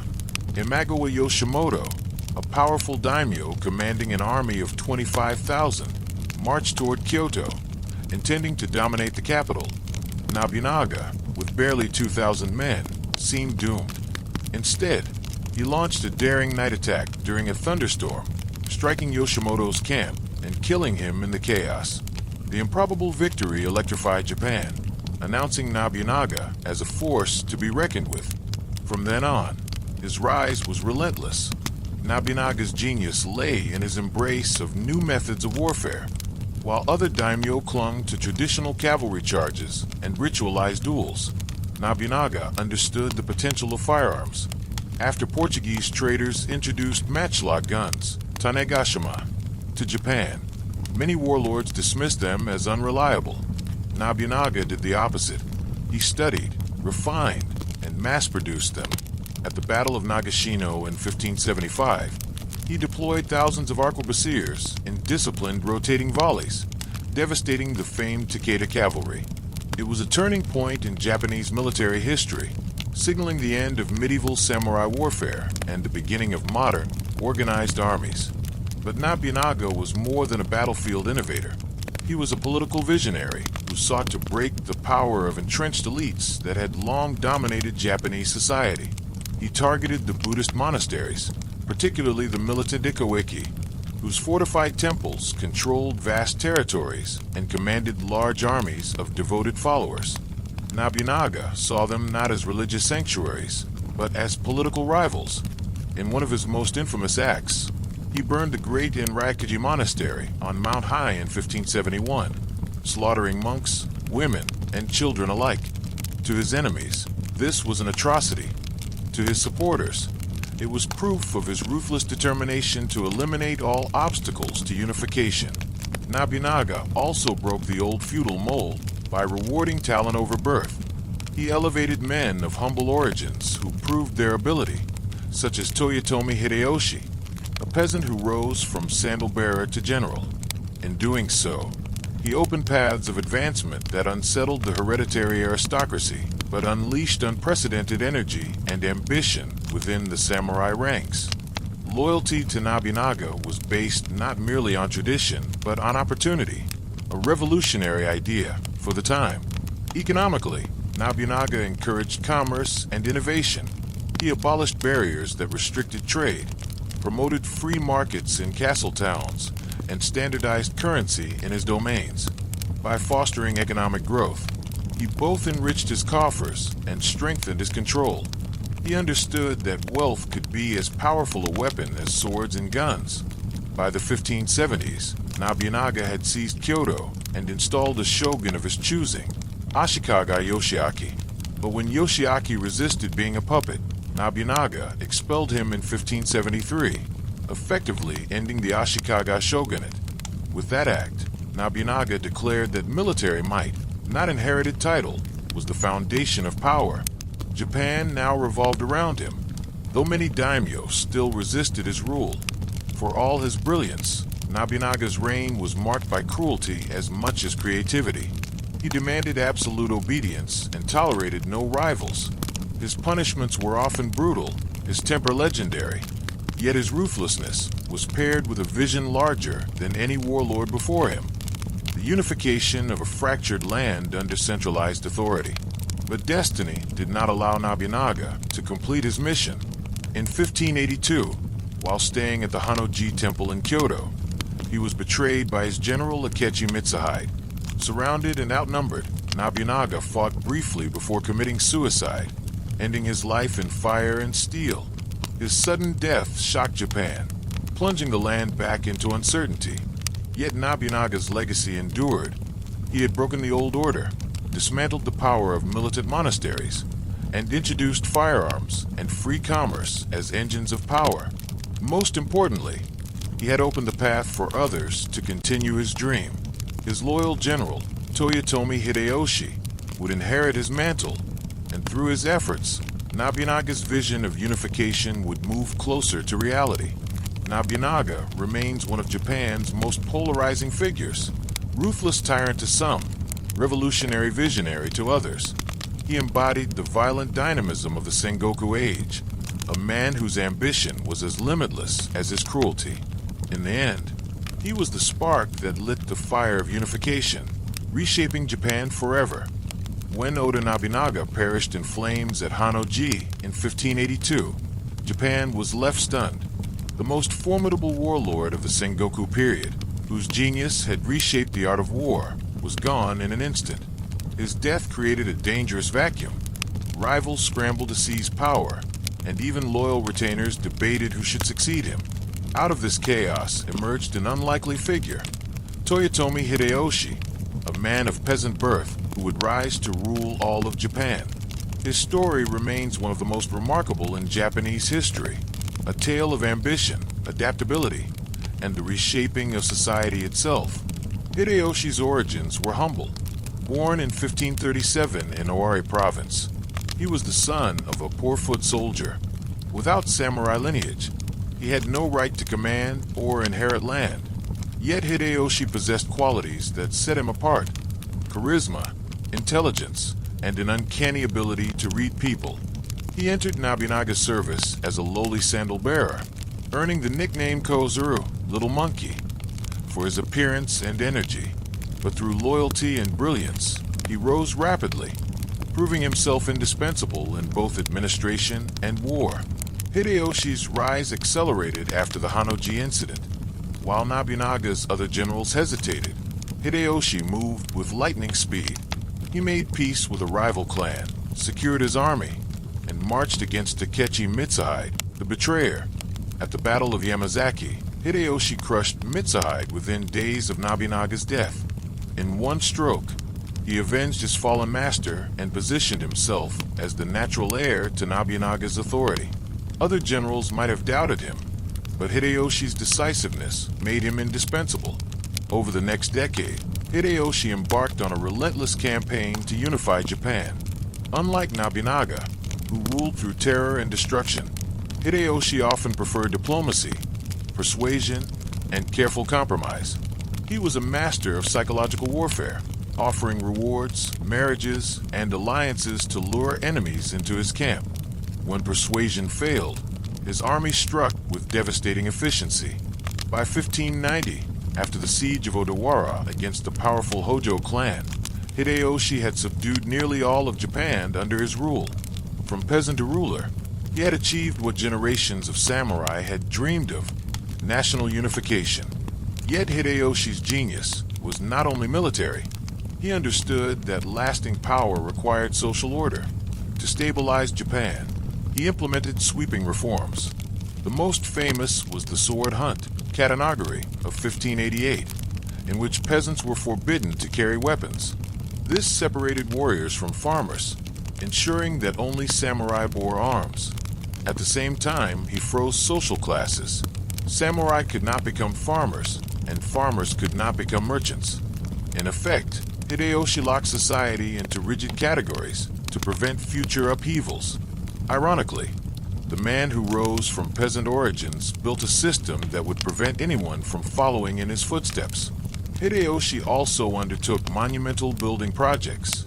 He constructed grand castles, such as Osaka Castle, not only as military fortresses, but as symbols of his power.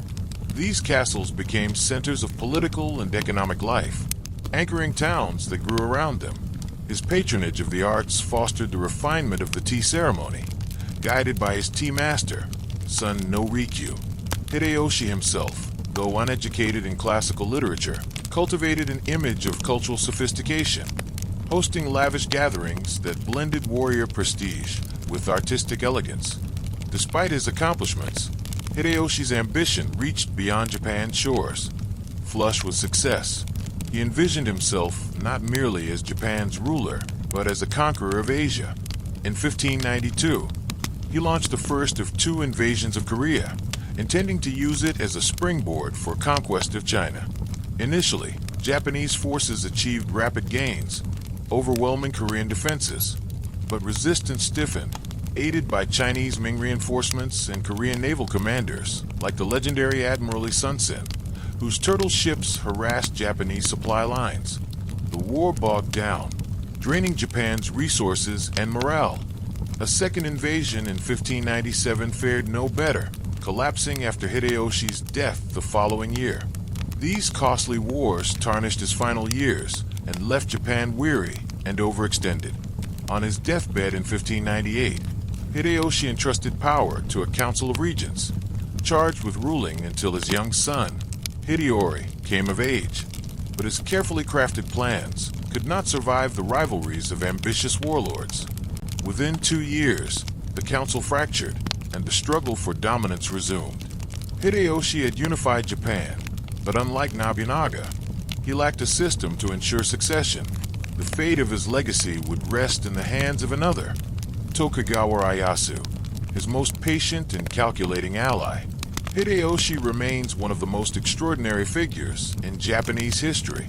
In a society that valued lineage above all, he rose without pedigree, wielding wit, charm, and vision as his weapons. He was a builder as much as a warrior, leaving behind castles, laws, and cultural traditions that reshaped the nation. Yet his contradictions are striking. The peasant who rose to power became the architect of rigid class divisions. The unifier who brought peace squandered his final years in reckless foreign wars. The man who defied the odds could not escape the limits of mortality, leaving his achievements vulnerable to ambitious successors. Still, his legacy was profound. Without Hideyoshi, Nobunaga's vision might have died with him. Without his reforms, Japan might never have known the stability that paved the way for Tokugawa rule. He stands as proof that even in the most rigid societies, extraordinary individuals can change the course of history. Not always perfectly, but indelibly. If Oda Nobunaga was the destroyer and Toyotomi Hideyoshi the builder, then Tokugawa Ieyasu was the survivor, the man who turned patience, calculation, and timing into the foundation of a dynasty that would rule Japan for more than 250 years. His path to power was neither meteoric like Nobunaga's, nor improbable like Hideyoshi's. Instead, it was steady, deliberate, and marked by an extraordinary ability to endure setbacks, shift alliances, and wait for the perfect moment to strike. Born in 1543, Ieyasu entered the world in an era of chaos. As a child, he was taken hostage by rival clans, a common practice to ensure loyalty in Sengoku politics. These years of captivity taught him caution, adaptability, and the necessity of restraint, qualities that would define his career. Unlike many of his contemporaries, Ieyasu was never reckless. He understood that power gained too quickly could vanish just as fast. Better, he believed, to wait until circumstances favored him absolutely. Ieyasu's early years were spent carefully consolidating his base in Mikawa province. He strengthened his castle towns, secured loyal vassals, and gradually extended his influence into neighboring lands. While Nobunaga thundered across Japan with shock victories, Ieyasu moved more cautiously, often making peace with stronger neighbors rather than challenging them outright. When Nobunaga rose to prominence, Ieyasu wisely allied with him, recognizing that opposition would mean certain destruction. This alliance allowed Ieyasu to grow in strength, while Nobunaga fought greater enemies. Even after Nobunaga's death in 1582, Ieyasu kept his ambitions hidden. He submitted to Toyotomi Hideyoshi, publicly supporting him while privately consolidating his own power in eastern Japan. While other generals quarreled for supremacy, Ieyasu built a strong, disciplined domain centered on Edo, the future Tokyo. His patience was legendary. He was willing to wait years, even decades, for the right moment to claim supremacy. That moment came after Hideyoshi's death in 1598. Hideyoshi had appointed a council of regents to govern until his young son, Hideyori, came of age. But the arrangement quickly fractured. The most powerful regent was Ieyasu, and his rivals soon realized that his ambition could not be contained. Tensions escalated into open conflict, culminating in the decisive Battle of Sekigahara in 1600. Sekigahara was the largest battle in Japanese history up to that point, involving nearly 160,000 troops. The nation held its breath as the two great coalitions faced off in the misty valleys of central Japan. Ieyasu's genius lay not only in military preparation, but in political manipulation. He had secretly secured the loyalty of several commanders in the opposing army. At the critical moment, These generals defected or refused to fight, shattering the enemy's lines. Victory was swift and overwhelming. With Sekigahara, Ieyasu became the undisputed master of Japan. Yet, true to his nature, he moved carefully. Rather than immediately declaring himself supreme, he maintained a pretense of ruling in the name of Hideyori and the emperor. In 1603, however, the emperor formally granted him the title of Sei Taishogun, making his power official. With this, the Tokugawa shogunate was born, and Ieyasu's long game had reached its conclusion. Ieyasu was not content merely to win power. He sought to ensure its permanence. He designed a system of governance that balanced rewards and restraints, ambition and loyalty.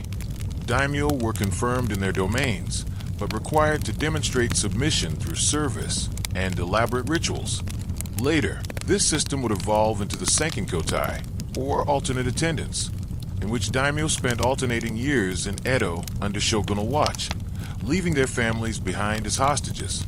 It was a masterstroke of control, binding loyalty through both ceremony and necessity.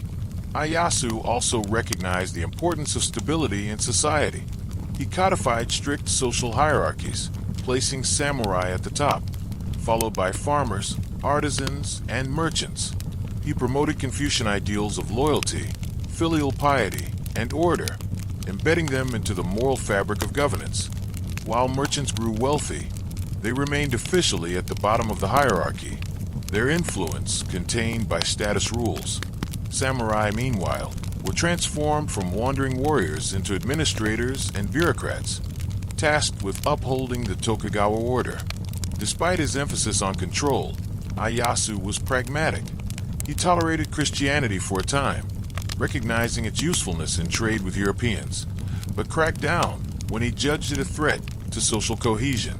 He restricted foreign contacts, eventually laying the foundation for Japan's policy of Sakoku, or closed country, which would last for more than 2 centuries.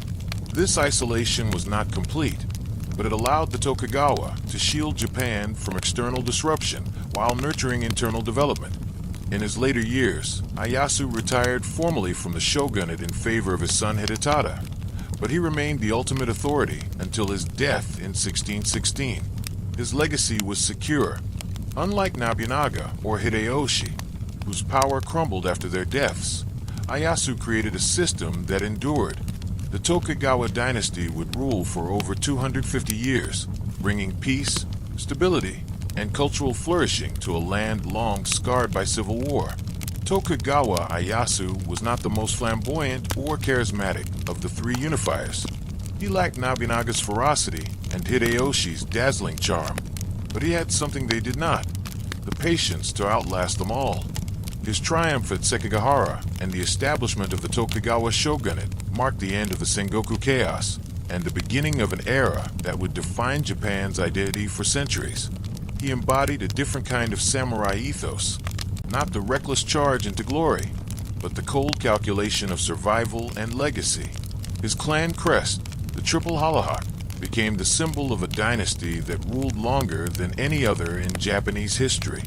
In the end, Tokugawa Ieyasu proved that victory did not always belong to the boldest or the brightest, but often to the most patient.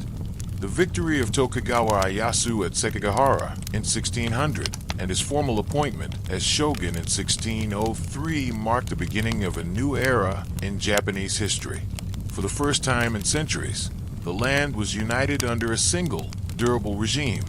Yet unification was only the first step. To secure lasting stability, the Tokugawa had to transform a war-torn land of ambitious daimyo into a disciplined society bound by hierarchy, loyalty, and order. What followed was one of the most remarkable political experiments in pre-modern history: the creation of the Tokugawa order, a feudal system that preserved peace for more than 2.5 centuries. Ieyasu understood better than anyone that raw victory was fragile. Samurai loyalty had always been conditional, shifting with opportunity. Daimyo lords commanded their own armies, collected taxes, and governed their provinces with near-absolute authority. Left unchecked, they would inevitably rebel. To prevent this, The Tokugawa devised a system that blended coercion with ritual, surveillance with reward. The shogun would not abolish the daimyo. Instead, he would bind them in a web of obligations so tight that defiance became nearly impossible. At the heart of this system was the Senkinkotai, or alternate attendance, formalized by Tokugawa Iemitsu in the 1630s. Under this policy, daimyo were required to spend alternating years in Edo, the shogun's capital, while their families remained there permanently as hostages. This arrangement drained daimyo finances, since maintaining two residences and traveling with large retinues was costly, while ensuring their loyalty through the constant presence of their wives and heirs in the shogun's grasp. Edo thus became not only a political center, but a vast stage for ritual submission, where daimyo paraded their wealth, yet also displayed their dependence. The Tokugawa order was built on a rigid social hierarchy often summarized as Shirnoke Osho: samurai, peasants, artisans, and merchants. At the top stood the samurai, now transformed from wandering warriors into bureaucrats and administrators. They collected taxes, enforced law, and served their lords not with constant battle, but with pens, abacuses, and ceremonial swords. Peasants, deemed the backbone of the economy, were tied to the land, producing rice that remained the basis of wealth and taxation. Artisans ranked below farmers, and merchants, despite their growing economic influence, were placed at the bottom, scorned in status, if not in reality. This hierarchy was reinforced by Confucian ideals, emphasizing loyalty, filial piety, and the natural order of society. Samurai were expected to embody Bushidō, discipline, honor, and service, while commoners were to know their place. Through law codes and moral teachings, the Tokugawa instilled a vision of society as a family, with the shogun as the paternal head. The stability of this order depended not only on force, but on belief that everyone had a role, and the greatest virtue was to fulfill it faithfully. To guard against rebellion, the Tokugawa enforced strict controls on castle construction, limiting daimyo fortifications to a single castle per domain. They imposed detailed regulations on marriage alliances, travel, and even clothing, ensuring that no lord could expand power unchecked. Punishments for defiance were severe: confiscation of lands, exile, or execution. Yet the shogunate also balanced harshness with reward, confirming daimyo in their domains, granting privileges, and recognizing loyalty through rank and ceremony. The Tokugawa order was not isolationist in its first decades. Trade with Europeans, particularly the Portuguese and Spanish, brought guns, silk, and silver. But Ieyasu and his successors soon recognized the destabilizing potential of foreign influence, especially Christianity. By the 1610s, the shogunate viewed Christian converts as a political threat, capable of loyalty to a foreign pope rather than the shogun. The Shimabu Rebellion of 1637 to 1638, led largely by persecuted Christians and impoverished samurai, confirmed their fears. After its bloody suppression, the Tokugawa banned Christianity outright and expelled most Europeans. By the 1640s, Japan adopted the policy later known as Sakoku, or closed country. Foreign trade was restricted to carefully monitored channels, most famously through the Dutch enclave at Dejima in Nagasaki. While not complete isolation, trade with China, Korea, and Ryukyu continued. The policy ensured that foreign influence could not disrupt internal order.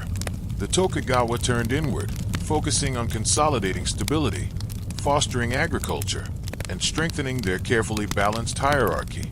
Edo itself became the beating heart of this new Japan.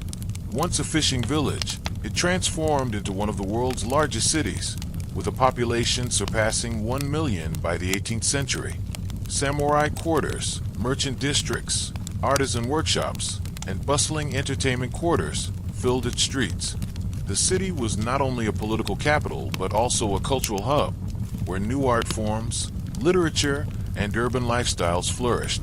The Tokugawa order achieved what had seemed impossible during the Sengoku chaos: more than 250 years of relative peace. Samurai no longer fought constant wars, but instead enforced discipline, administered justice, and preserved rituals of loyalty. Daimyo submitted to a system that bound them as much by spectacle as by law. Peasants farmed under predictable conditions, artisans refined their crafts, and merchants, despite low status, amassed wealth that would one day reshape society. Yet beneath this stability lay contradictions. Samurai stipends, paid in rice, often failed to keep pace with inflation, leaving many warriors indebted to the very merchants they scorned. Social mobility was officially frozen, yet commerce and culture created new opportunities for commoners. The very system designed to preserve samurai dominance quietly nurtured forces that would one day undermine it. For the moment, however, the Tokugawa had achieved their aim: peace through control. After centuries of war, Japan was united, disciplined, and stable. The sword had been sheathed, not through conquest alone, but through the careful weaving of ritual, hierarchy, and surveillance into the very fabric of society. The age of the warrior had given way to the age of order. The Tokugawa peace transformed Japan into a highly structured society, where daily life was shaped by status, duty, and custom. For more than 2 centuries, generations of Japanese grew up knowing no wars, only the rhythms of agriculture, administration, and urban entertainment.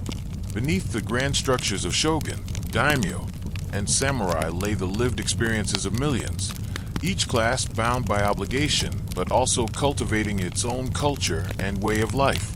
At the top of the hierarchy stood the samurai, once fearsome warriors, now redefined as administrators and cultural elites. A high-ranking samurai might rise before dawn in his spacious Edo residence, pay respects at his family shrine, and then don formal attire to attend his lord's castle.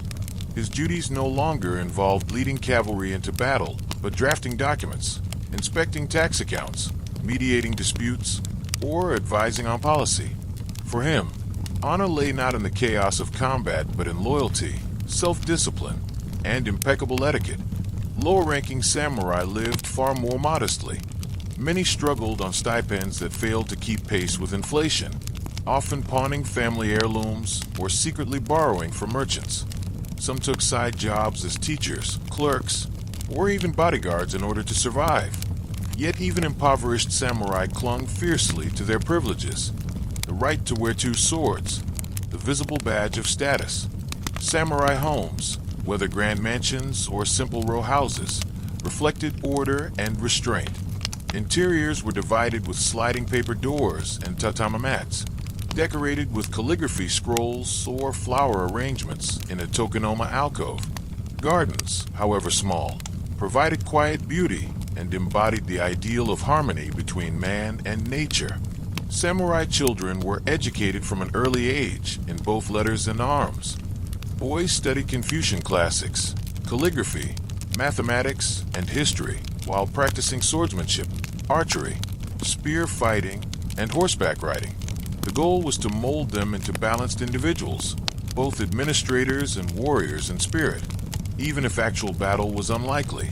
Girls, meanwhile, were trained in household management, poetry, music, and tea ceremony, preparing them to uphold the family's honor and manage estates in their husband's absence. Below the samurai stood the peasants, who made up the majority of the population. Though often burdened by taxes, they were officially valued above artisans and merchants, since they produced rice, the foundation of the economy. A typical peasant household lived in a thatched-roof home near the rice fields, working from dawn to dusk in carefully regulated routines.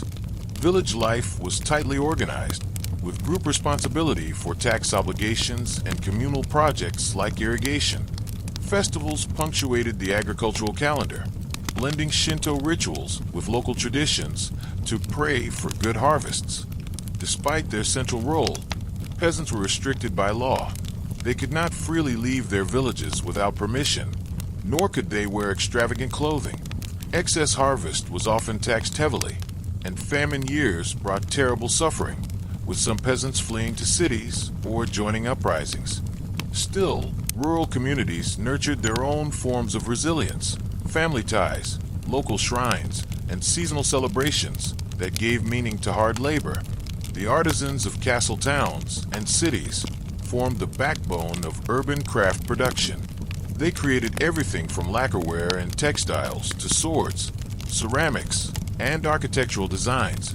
Their workshops, often passed down through generations, specialized in precise skills honed by apprenticeship. Though ranked below peasants in theory, artisans enjoyed a measure of stability, as their products were essential for both samurai households and the growing urban markets. A swordsmith's forge, a potter's kiln, or a weaver's loom was not only a workplace, but also a symbol of continuity, blending artistry with discipline. At the bottom of the hierarchy, at least in official ideology, stood the merchants. They neither produced rice nor crafted goods, yet they became the true economic power of the Edo period. Merchants handled trade, lending, and finance, and their wealth often exceeded that of impoverished samurai. Urban markets buzzed with their activity, as rice was converted into currency and consumer goods spread across the land. Merchant families like the Mitsui and Sumitomo built commercial empires, financing daimyo debts and expanding networks of shops that stretched across Japan. Merchants also cultivated a distinctive urban culture, freed from many rural restrictions. They poured wealth into theaters, restaurants, tea houses, and the pleasure districts. The licensed entertainment quarters, most famously Edo's Yoshiwara, became hubs of fashion, art, and wit, where wealthy townsmen mingled with courtesans, actors, and poets. Kabuki and bunraku theaters flourished in this environment, their performances exploring themes of love, duty, betrayal, and fate. Despite their economic clout, merchants faced constant attempts at regulation. Sumptuary laws forbade them from flaunting wealth through clothing, house design, or extravagant ceremonies. Yet they found ways around restrictions, choosing subtle fabrics of exquisite quality, commissioning artworks, or supporting cultural institutions that allowed them to assert prestige without directly violating the law. Daily life in Tokugawa, Japan, was thus a mosaic of contrasts. The samurai, high in status but often poor in resources, upheld ideals of honor and duty even as they borrowed from merchants they despised. Peasants, praised in ideology, bore the heaviest burdens, tied to the land and vulnerable to famine. Artisans preserved traditional skills while adapting to new markets. Merchants, despised in theory, shaped urban culture and finance, their power growing silently beneath rigid social rules. At the same time, all classes shared certain cultural practices. The tea ceremony, poetry composition, flower arrangement, and seasonal festivals transcended status boundaries, offering shared expressions of beauty and refinement. Buddhism, Shinto, and Confucian ethics shaped moral life across the spectrum, while the rhythms of rice cultivation tied even distant domains into a shared cycle of production and obligation. The Tokugawa peace thus created not a static society, but a complex balance of order and adaptation. Each class lived within constraints, yet each also developed its own ways of flourishing. The system was carefully designed to prevent upheaval, but beneath its rigid surfaces, new cultural currents were beginning to flow. Currents that would one day push against the boundaries of feudal life. The Tokugawa peace not only reshaped politics and society, but also gave rise to one of Japan's most vibrant cultural eras. For 2.5 centuries, the absence of war allowed energy, talent, and wealth to flow into artistic innovation. Edo, Osaka, and Kyoto became cultural capitals where poetry, theater, painting, and entertainment flourished. Beneath the rigid order of samurai governance, urban commoners, merchants, artisans, and laborers nurtured a dazzling world of performance, beauty, and wit that came to be known as the Ikkyo, or floating world. At the heart of this cultural explosion was kabuki theater. What began as impromptu street performances in the early 17th century evolved into one of Japan's greatest dramatic traditions. By the mid-Edo period, kabuki theaters were purpose-built, with elaborate revolving stages, trapdoors, and painted backdrops that could transform instantly from castle interiors to riverbanks or mountain temples. plays explored both jidaimono, historical dramas about samurai loyalty and revenge, and sumono, domestic plays about love, betrayal, and the struggles of ordinary people. Kabuki actors became celebrities, adored by audiences across class lines. The Anagata, male actors who specialized in women's roles, developed stylized gestures and voices that embodied idealized femininity. The most famous stars, such as Ichikawa Danjuro, attracted devoted fans who collected woodblock prints of their portraits, memorized their lines, and imitated their fashion. Though authorities tried to restrict kabuki as morally dangerous, the theater only grew in popularity, blurring the boundaries between elite and common culture. Alongside kabuki flourished bunraku puppet theater, an art form of astonishing sophistication, operated by teams of 3 puppeteers. With faces visible to the audience, the puppets could express subtle emotions, raising an eyebrow, shedding a tear, or drawing a sword with lifelike grace.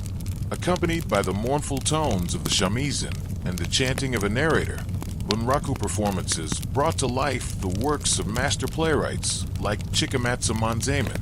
His plays explored the moral dilemmas of Edo society, especially the conflict between giri, social obligation, and ninjo, personal feeling, themes that resonated deeply with audiences constrained by rigid hierarchies. The pleasure quarters, particularly Edo's Yoshiwara, became incubators of culture. Within these licensed districts, courtesans were not only entertainers, but also arbiters of fashion, taste, and wit. High-ranking courtesans required years of training in music, dance, poetry, and conversation, commanding fees that only the wealthiest merchants could afford. Their salons became spaces where patrons displayed refinement through verse competitions, calligraphy, and subtle humor. Outside the gates of Yoshiwara, artists and writers captured its allure in woodblock prints and satirical stories, spreading its influence far beyond the quarter's walls. This era also produced ukiyo-e woodblock prints, a visual art form that immortalized the floating world. Artists like Hokusai and Hirashiki depicted landscapes, courtesans, kabuki actors, and seasonal festivals with bold lines and vivid colors. Affordable to common townspeople, these prints decorated humble homes and were collected across the social spectrum. The iconic Great Wave off Kanagawa by Hokusai remains one of the world's most recognizable artworks, symbolizing the aesthetic genius of Edo Japan. Literature likewise reflected the age's dynamism. Light-hearted Sharebon novels mocked the pretensions of city sophisticates. Kibyōshi picture books blended satire with vivid illustration, while Yomohan, more serious prose tales, recounted historical adventures and supernatural legends. The poet Basho elevated the haiku to an art of profound simplicity, his verses capturing the fleeting beauty of nature and human experience in just 17 syllables. His journeys across Japan produced travel diaries that combined prose and poetry, blending personal reflection with the timeless landscapes of the countryside.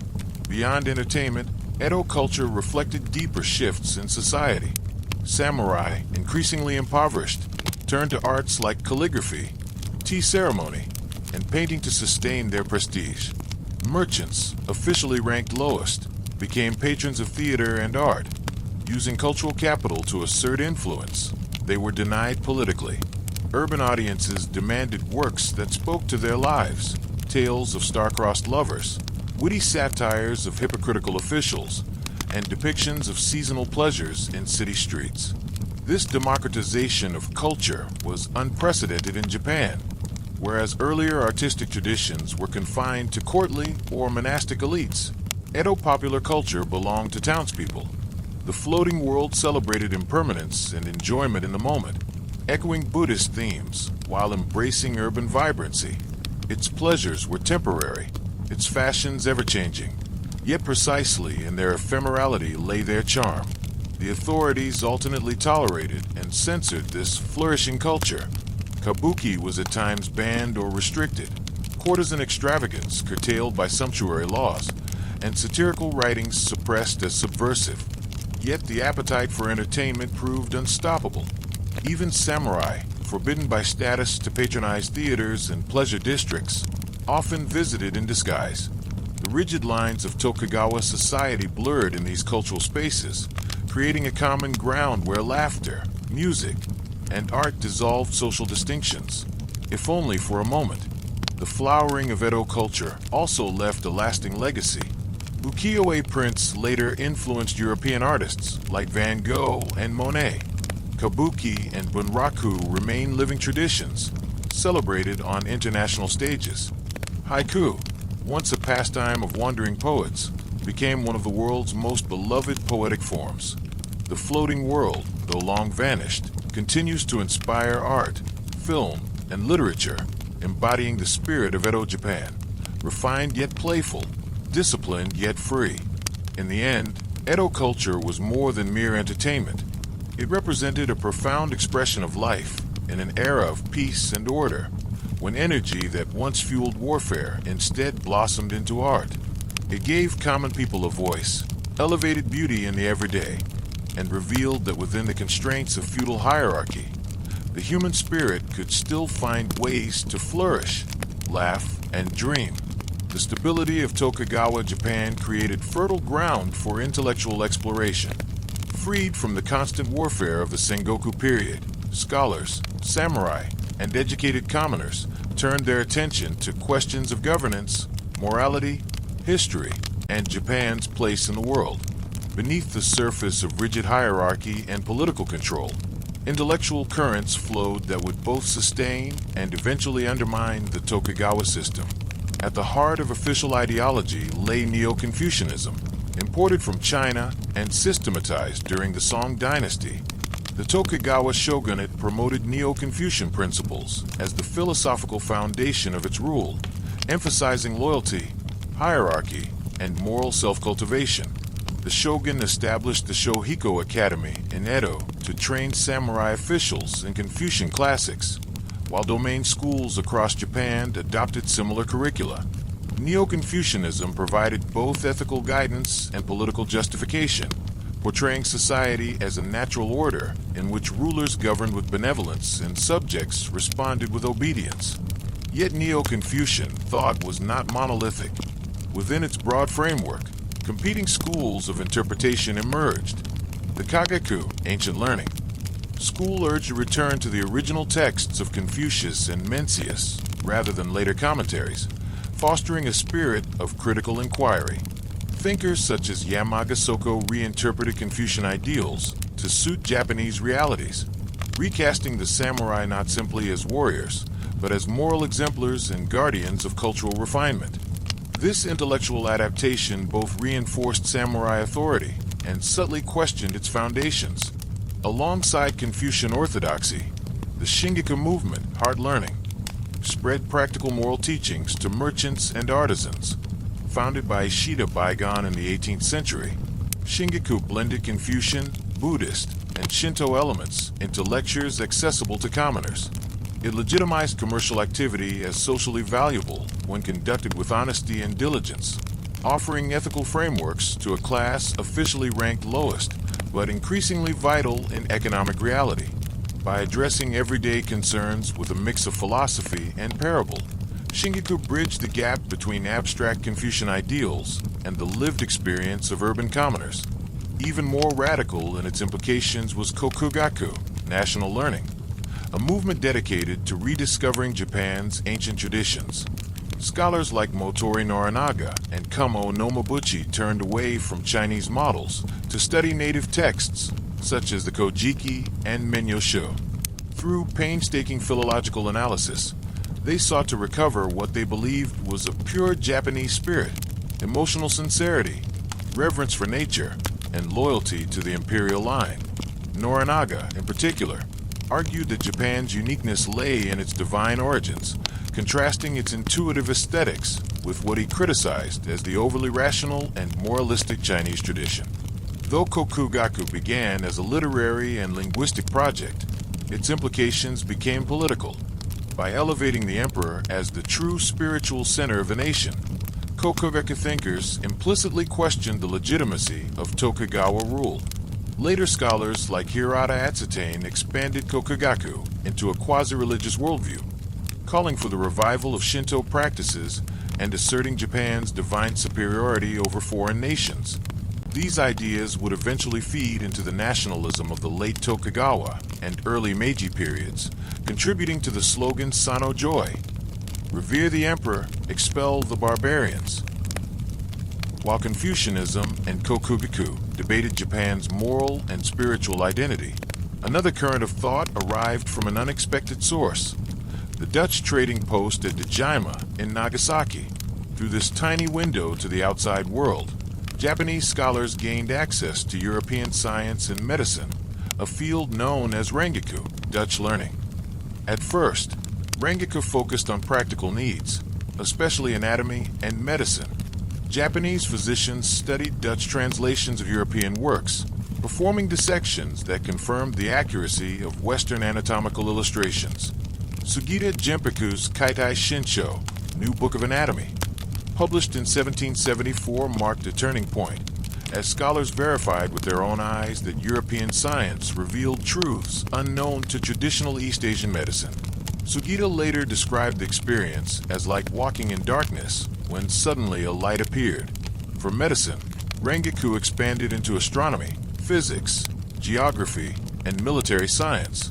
Scholars learned of Copernican astronomy, Newtonian physics, and European navigation techniques.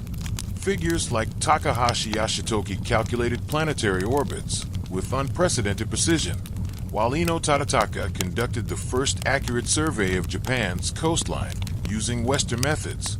These achievements demonstrated not only the utility of European knowledge, but also the power of empirical observation and mathematical analysis, approaches that subtly undermine traditional reliance on classical authority. The introduction of Western science presented a profound intellectual challenge. Could knowledge be valid if it came from beyond the established Confucian or Buddhist frameworks? Could truth be discovered through observation rather than inherited texts? For some, Rengaku represented a dangerous foreign intrusion. For others, it was an indispensable resource for strengthening Japan in a world where Western ships and weapons were becoming impossible to ignore. By the early 19th century, intellectual life in Japan was a mosaic of influences. Confucian orthodoxy still dominated official education, instilling hierarchy and loyalty. Kokugaku scholars stirred cultural pride and nationalist sentiment. Rengaku scientists pursued empirical truth, pointing toward modern science. These streams often conflicted but also interacted, shaping a dynamic intellectual environment. This flourishing of thought revealed both the strength and fragility of Tokugawa rule. On the one hand, the regime's stability created space for scholarship, literacy, and debate on a scale unmatched in earlier Japanese history. On the other hand, the very ideas nurtured within Tokugawa peace would eventually challenge its foundations. Neo-Confucianism's emphasis on moral governance sharpened awareness of corruption. Kokugaku's reverence for the emperor provided ideological ammunition against the shogunate. Rengaku's scientific methods revealed Japan's vulnerability in the face of Western power. The Tokugawa era thus demonstrated a paradox. By suppressing open political dissent, the regime preserved order long enough for intellectual challenges to mature. When external shocks arrived in the 19th century, Japan's thinkers were already equipped with conceptual tools to reimagine authority, identity, and knowledge. What began as scholarly debates in lecture halls and study circles would become weapons in the struggle that dismantled feudal Japan and launched its modern transformation. Though the Tokugawa order outwardly appeared rigid and unchanging, beneath its surface the Japanese economy underwent profound transformation. Over the course of the 17th and 18th centuries, a predominantly agrarian society evolved into one with a dynamic commercial economy, intricate financial networks, and expanding urban markets. These changes would quietly erode the ideological foundations of feudalism, elevating merchants who were officially despised while leaving the once dominant samurai increasingly vulnerable. At the core of Tokugawa economic life was rice, the measure of wealth, taxation, and status. Samurai stipends, daimyo revenues, and shogunal budgets were all calculated in koku, the amount of rice required to feed one person for a year. Each autumn, peasants delivered their share of the harvest to their daimyo's granaries, from which rice made its way to Osaka, the commercial hub of the nation. There, massive warehouses stored the grain, and specialized brokers converted it into cash through a sophisticated market system. This rice economy created a paradox. While samurai and daimyo relied on rice for income, the true power increasingly lay with merchants who controlled its conversion into money. Rice brokers developed futures contracts, credit instruments, and bills of exchange that allowed domains and samurai to borrow against expected revenues. By the mid-Edo period, wealthy merchant houses, such as the Mitsui, Sumitomo, and Kono families, had become indispensable financiers. Samurai found themselves borrowing heavily from the very class they were supposed to outrank, creating both dependency and resentment. Meanwhile, urbanization transformed Japanese society. Edo, the shogunal capital, grew into the world's largest city with over 1 million residents. Osaka, the nation's kitchen, thrived as the distribution center of rice and goods, while Kyoto retained its role as a cultural and craft capital. Castle towns across Japan expanded, each housing thousands of samurai families alongside artisans and merchants who catered to their needs. These urban concentrations generated unprecedented demand for consumer goods, entertainment, and services. Artisans produced everything from lacquerware and ceramics to textiles and weapons, while merchants coordinated distribution networks that linked countryside and city. Markets bustled with goods previously considered luxuries: silk, cotton, sake, soy sauce, tea, and tobacco. Specialized districts emerged in Edo for booksellers, fishmongers, and cloth merchants. For the first time, ordinary townspeople enjoyed access to a wide range of goods, and consumer culture flourished. This economic dynamism was not limited to cities. Rural Japan also experienced transformation. Advances in irrigation, fertilization, and new crop varieties increased productivity. Many villages shifted from subsistence farming to commercial agriculture, cultivating cotton, indigo, and oilseed for sale rather than consumption. Peasants engaged in cottage industries, weaving cloth or brewing sake during agricultural off-seasons, supplementing incomes and linking rural households to broader markets. But with opportunity came inequality. Wealthy farming families consolidated landholdings, hiring poorer peasants as tenants or laborers. Meanwhile, marginal cultivators often faced crushing tax burdens, famine, or debt. This rural stratification fueled discontent that periodically erupted in peasant protests or uprisings. The rise of commerce also created an ideological contradiction. The Tokugawa hierarchy ranked merchants at the bottom, beneath peasants, artisans, and samurai. Yet in practice, merchants accumulated enormous wealth and wielded growing influence. They built lavish mansions, commissioned art, and funded theaters. Their patronage sustained kabuki, bunraku, and ukiyo-e, shaping cultural life that extended far beyond the elite. Even samurai, officially disdainful of trade, frequented merchant-run entertainment districts, often incurring debts in the process. The shogunate attempted repeatedly to restrain merchant extravagance through sumptuary laws. These regulations dictated what classes could wear, what houses they could build, and what ceremonies they could host. Merchants were forbidden from displaying ostentatious luxury. Yet enforcement was uneven, and ingenuity often outpaced restriction. Subtle displays of taste, such as exquisite fabrics with understated designs, or private collections of art, allowed merchants to assert prestige without directly breaking rules. By the late Edo period, the gap between ideology and reality had become stark. Samurai, officially the highest class, often sank into debt, their stipends inadequate against inflation and market fluctuations. Merchants, officially the lowest, financed domains, shaped cultural trends, and sometimes quietly influenced politics. Daimyo domains themselves fell into chronic deficits, borrowing from wealthy merchant houses in Osaka and Edo. Reform efforts sought to reverse these trends. The Kansei reforms of the 1790s, led by Matsudara Sadanobu, tried to restore frugality, stabilize currency, and limit merchant power. The tempo reforms of the 1840s under Mizuno Tadakuni attempted similar measures, including forced loans and restrictions on entertainment. Both produced only temporary results, failing to stop the long-term drift toward commercialization. Each wave of regulation was followed by renewed growth in trade and markets. The increasing importance of money created new tensions. Samurai, forbidden from engaging directly in commerce, often relied on merchant intermediaries, further undermining their independence. Farmers who had once been tied to the land increasingly participated in regional and national markets, blurring the line between rural and urban economies. Artisans developed proto-industrial workshops that organized production along specialized lines, foreshadowing modern factories. By the mid-19th century, the merchant class had become indispensable to Japan's functioning, even as official ideology refused to acknowledge their true status. The Tokugawa order depended on them for loans, taxes, and cultural life, yet continued to rank them lowest in theory. This contradiction would eventually contribute to the erosion of samurai legitimacy.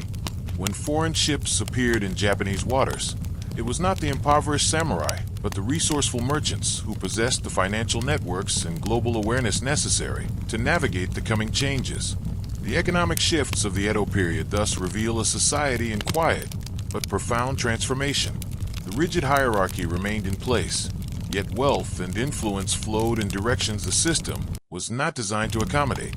Merchants, once marginalized, became cultural and financial giants.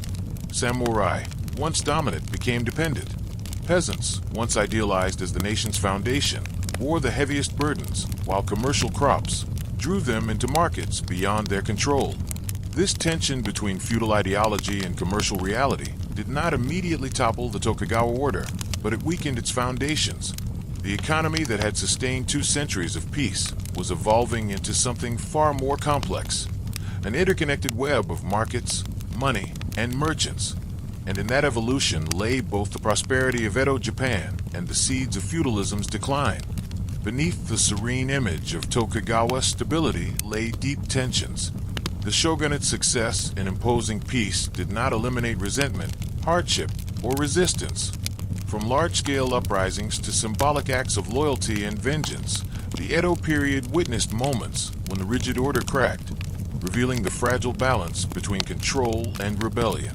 The most dramatic early challenge to Tokugawa authority came in 1637 to 1638 with the Shimabara Rebellion. On the Shimabara Peninsula and Amakusa Islands in Kyushu, Christian peasants and masterless samurai rose up against crushing taxation and religious persecution. Their charismatic leader was Amakusa Shiro, a teenage boy believed by followers to possess divine gifts. Rallying cries mixed grievances about poverty with Christian millennial visions, creating a movement both social and spiritual. Over 37,000 rebels fortified themselves at Hara Castle, where they withstood a massive shogunal siege for months. Ultimately, over 125,000 troops were mobilized to crush the rebellion, aided by Dutch cannons from ships offshore. When the fortress finally fell, nearly all the rebels, men, women, and children, were slaughtered. The Tokugawa response was ruthless, designed not only to end the revolt, but to send a clear message. No ideology, especially Christianity, would be tolerated if it threatened stability.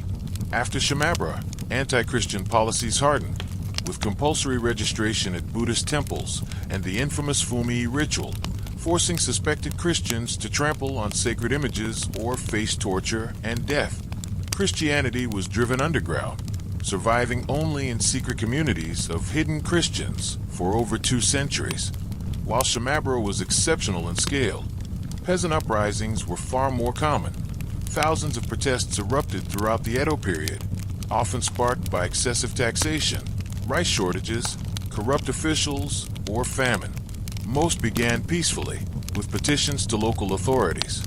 But when these were ignored, peasants sometimes escalated into violent action, destroying the property of wealthy merchants, raiding granaries, or occupying government offices.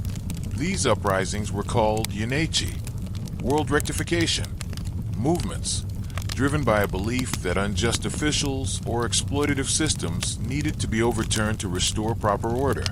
Though brutally suppressed at times, they often forced authorities into concessions, such as tax reductions or debt relief.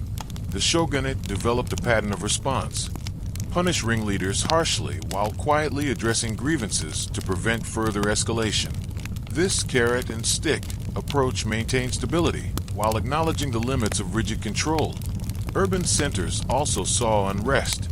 In Edo, Uchikawashi riots broke out in 1733 and 1787 when rice prices spiked.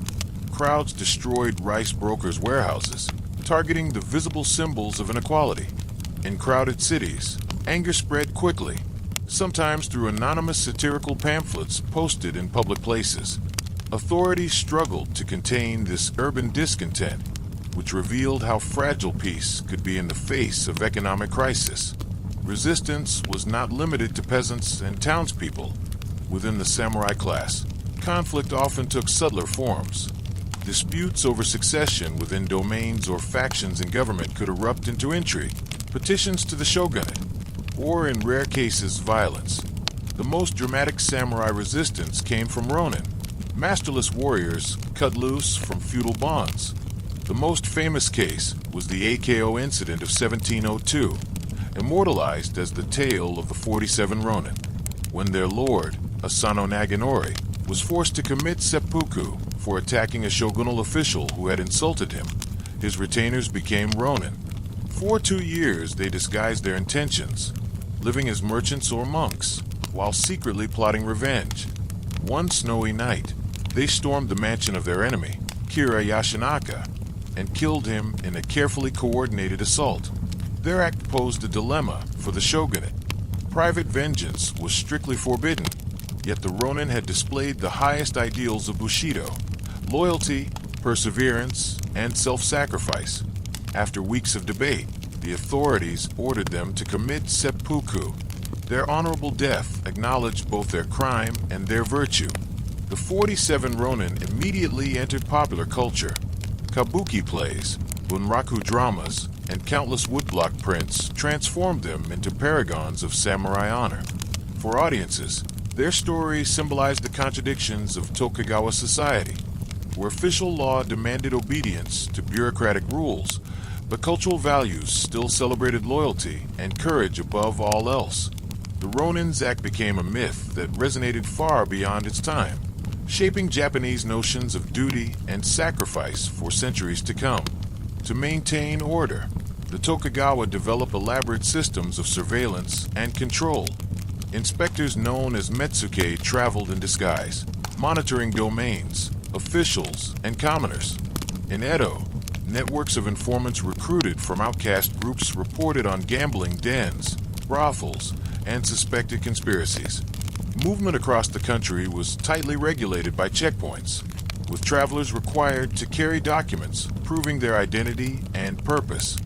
Daimyo families were kept effectively hostage in Edo under the Senkinkotai system, ensuring loyalty through constant presence and financial strain.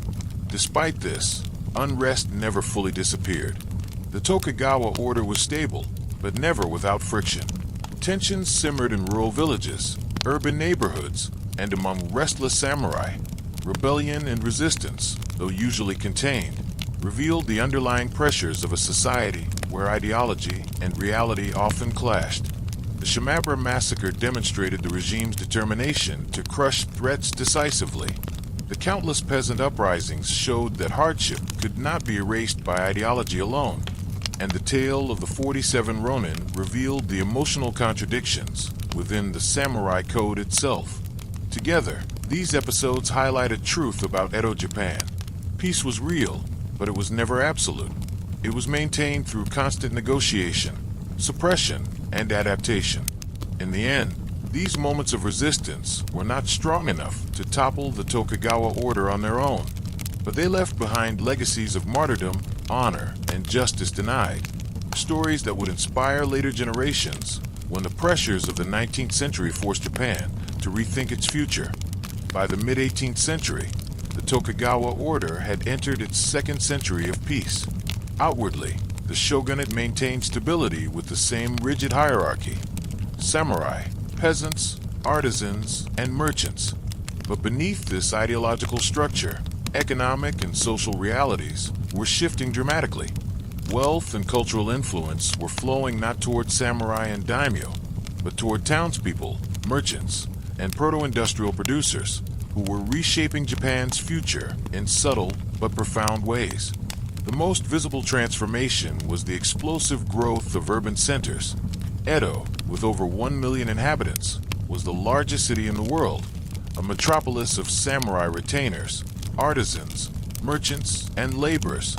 Osaka, the nation's kitchen, managed the rice trade and financial networks that fueled the entire economy. Kyoto remained the cultural capital, home to refined arts and court traditions. Smaller castle towns and port cities multiplied across the archipelago, drawing peasants from rural villages into markets and workshops. In these cities, consumer culture flourished. Shops offered silks, cottons, ceramics, books, and entertainment services to an eager clientele. Restaurants, bathhouses, tea shops, and pleasure quarters created spaces for relaxation and sociability. For the first time, ordinary townspeople had access to a variety of goods and experiences that transcended basic subsistence. This consumer revolution blurred traditional class distinctions, as wealth increasingly shaped lifestyle more than inherited status. Alongside urban growth came the expansion of proto-industrial production. Rural households supplemented farming with textile weaving, sake brewing, paper making, and ceramic production. Merchant coordinators developed putting-out systems, providing raw materials to villagers, who processed them at home before returning finished goods for distribution. In urban workshops, production became increasingly specialized. Master craftsmen oversaw apprentices and journeymen in creating lacquerware, fans, footwear, or ornamental combs. These proto-industrial systems remained decentralized compared to later factories, but they marked a decisive step toward industrial organization. They required discipline, skill, and networks of trust between merchants and producers. They also eroded the old feudal image of self-sufficient villages, binding rural Japan to expanding markets. Cotton, indigo, and silk, grown by peasants, were woven into textiles that clothed both samurai elites and city commoners, feeding a complex economy no longer centered solely on rice. At the heart of this transformation stood the merchant class, officially despised yet increasingly indispensable.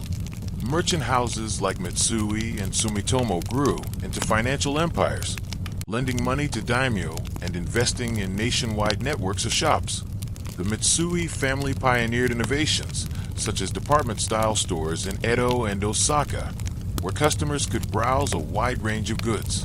These houses also financed public works, cultural institutions, and even the shogunate itself, which often borrowed heavily to cover deficits. Despite their rising power, merchants faced constant tension with the ideological order. Sumptuary laws restricted their clothing, housing, and ceremonies, forbidding displays of luxury considered inappropriate for their lowly rank. Yet merchants found ways around these rules. Instead of gaudy colors, they wore garments of subdued elegance made from the finest silks. They commissioned artworks, sponsored theaters, and cultivated tea ceremonies, areas where refinement, rather than open extravagance, signaled status.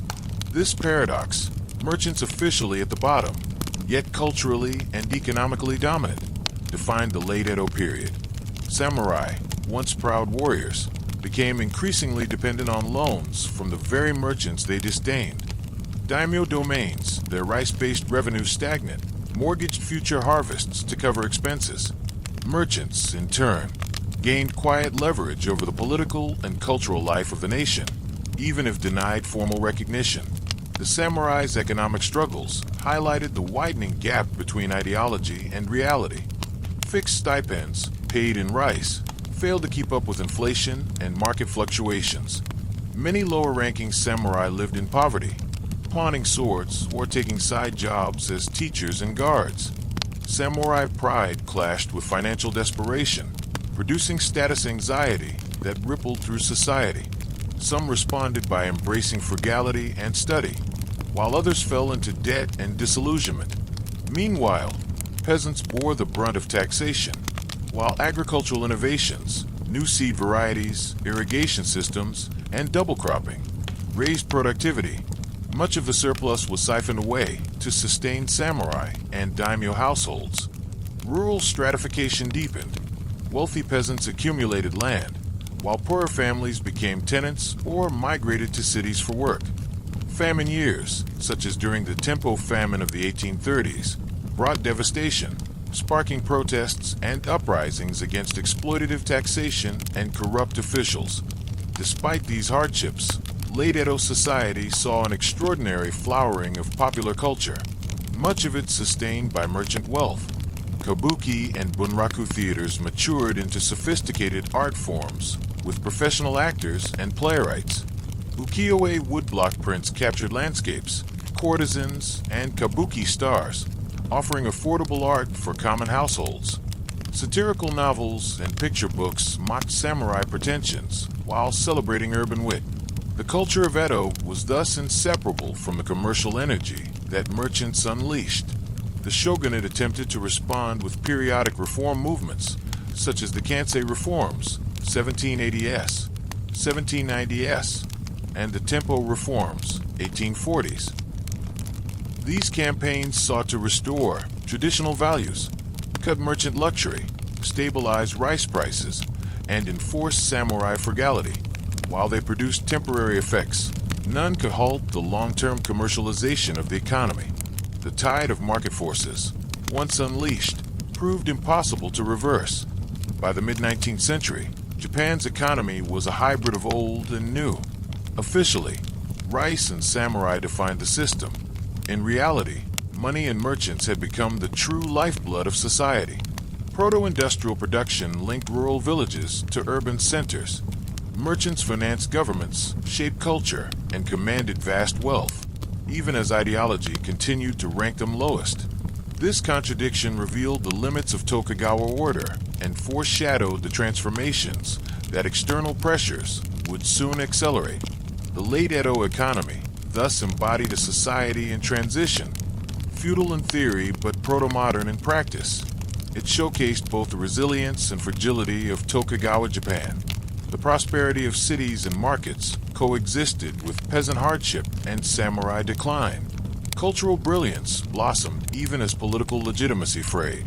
The merchants who had once been outsiders were now central players in Japan's story, and in their quiet dominance lay the seeds of a new Japan that would emerge after the collapse of feudal rule.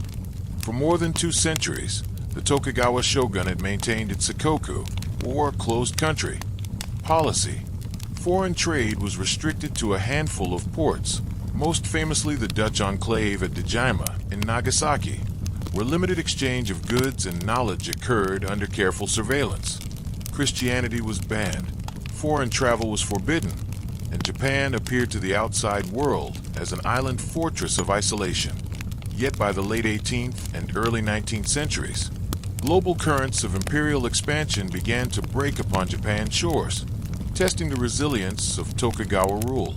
The first waves of pressure came from the north. Russian explorers and traders, expanding into Siberia and the Kuril Islands, appeared in Japanese waters, seeking commercial ties. Although these encounters were limited, they unsettled the shogunate, which saw Russia's advance as a harbinger of greater threats to come. In the early 19th century, British and American ships also began to approach Japanese coasts, often under the pretext of seeking provisions or refuge for shipwrecked sailors. Japan's official response was the policy of repelling foreign ships, Ikokusen Yukaharari, issued in 1825. Coastal defenses were strengthened, cannons placed along strategic bays, and orders given to fire upon intruding vessels. Yet the shogunate knew Japan's defenses were limited. Most of its coastal artillery was outdated. Its navy consisted of wooden coastal boats, and its military organization remained geared toward internal control rather than external threats. Meanwhile, encounters with foreign science through Rangaku, Dutch learning, had already made educated Japanese aware of Western technological superiority. Scholars studied Western astronomy, navigation, and medicine, recognizing that Japan's isolation came at the price of vulnerability. A slogan began to circulate: Eastern ethics, Western science. It reflected the growing conviction that Japan would need to adopt Western methods of war and technology while preserving its cultural values. The decisive shock came in 1853, when American Commodore Matthew Perry sailed into Edo Bay with 4 massive black ships, steam-powered warships whose smoke-belching engines and advanced cannons dwarfed anything in Japan's arsenal. Perry delivered a letter from U.S. President Millard Fillmore demanding the opening of Japanese ports for supplies, safe harbor, and diplomatic relations. The arrival of the black ships stunned the Japanese. Commoners flocked to the shoreline to witness these terrifying machines, while samurai officials debated how to respond. Some advocated resistance, but most recognized the futility of war against Western firepower. When Perry returned the following year with an even larger fleet, the shogunate capitulated. The Treaty of Kanagawa, 1854, opened 2 ports to American ships, allowed the establishment of a U.S. consulate, and granted protection for shipwrecked sailors. This treaty marked the beginning of the end for Sakoku. Soon, Britain, Russia, and the Netherlands secured similar agreements. By 1858, the so-called unequal treaties imposed extraterritorial rights for foreigners and fixed low tariffs that Japan could not change. These concessions, made under duress, were widely seen as humiliations, undermining the legitimacy of the Tokugawa regime. The impact of foreign intrusion was immediate and destabilizing. Economically, the influx of Western goods disrupted domestic markets. Precious metals flowed out of Japan as foreigners exploited unequal exchange rates, causing inflation and hardship. Socially, the treaties provoked outrage across domains, especially among lower-ranking samurai who viewed the shogunate's concessions as betrayal of national sovereignty. Politically, the crisis fractured the ruling elite. Reformers argued Japan must modernize to survive, while conservatives demanded a return to strict isolation. Out of this turmoil emerged the rallying cry Sano Joy: revere the emperor, expel the barbarians.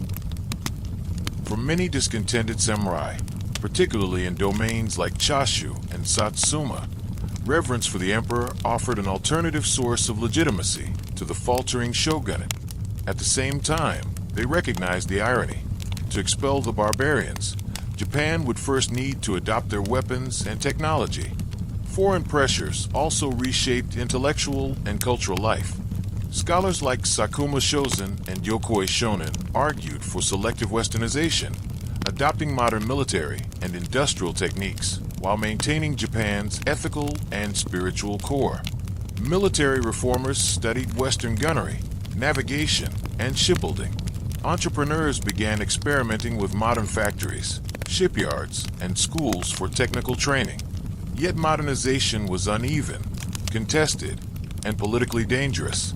The assassination of reform-minded officials by conservative samurai reflected the intensity of the struggle.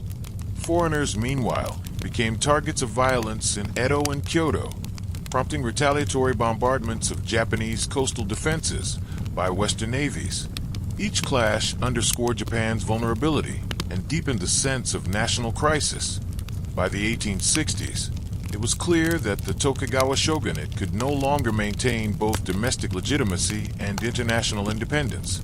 Its policy of seclusion had preserved peace for centuries, but left Japan unprepared for a world dominated by industrialized empires.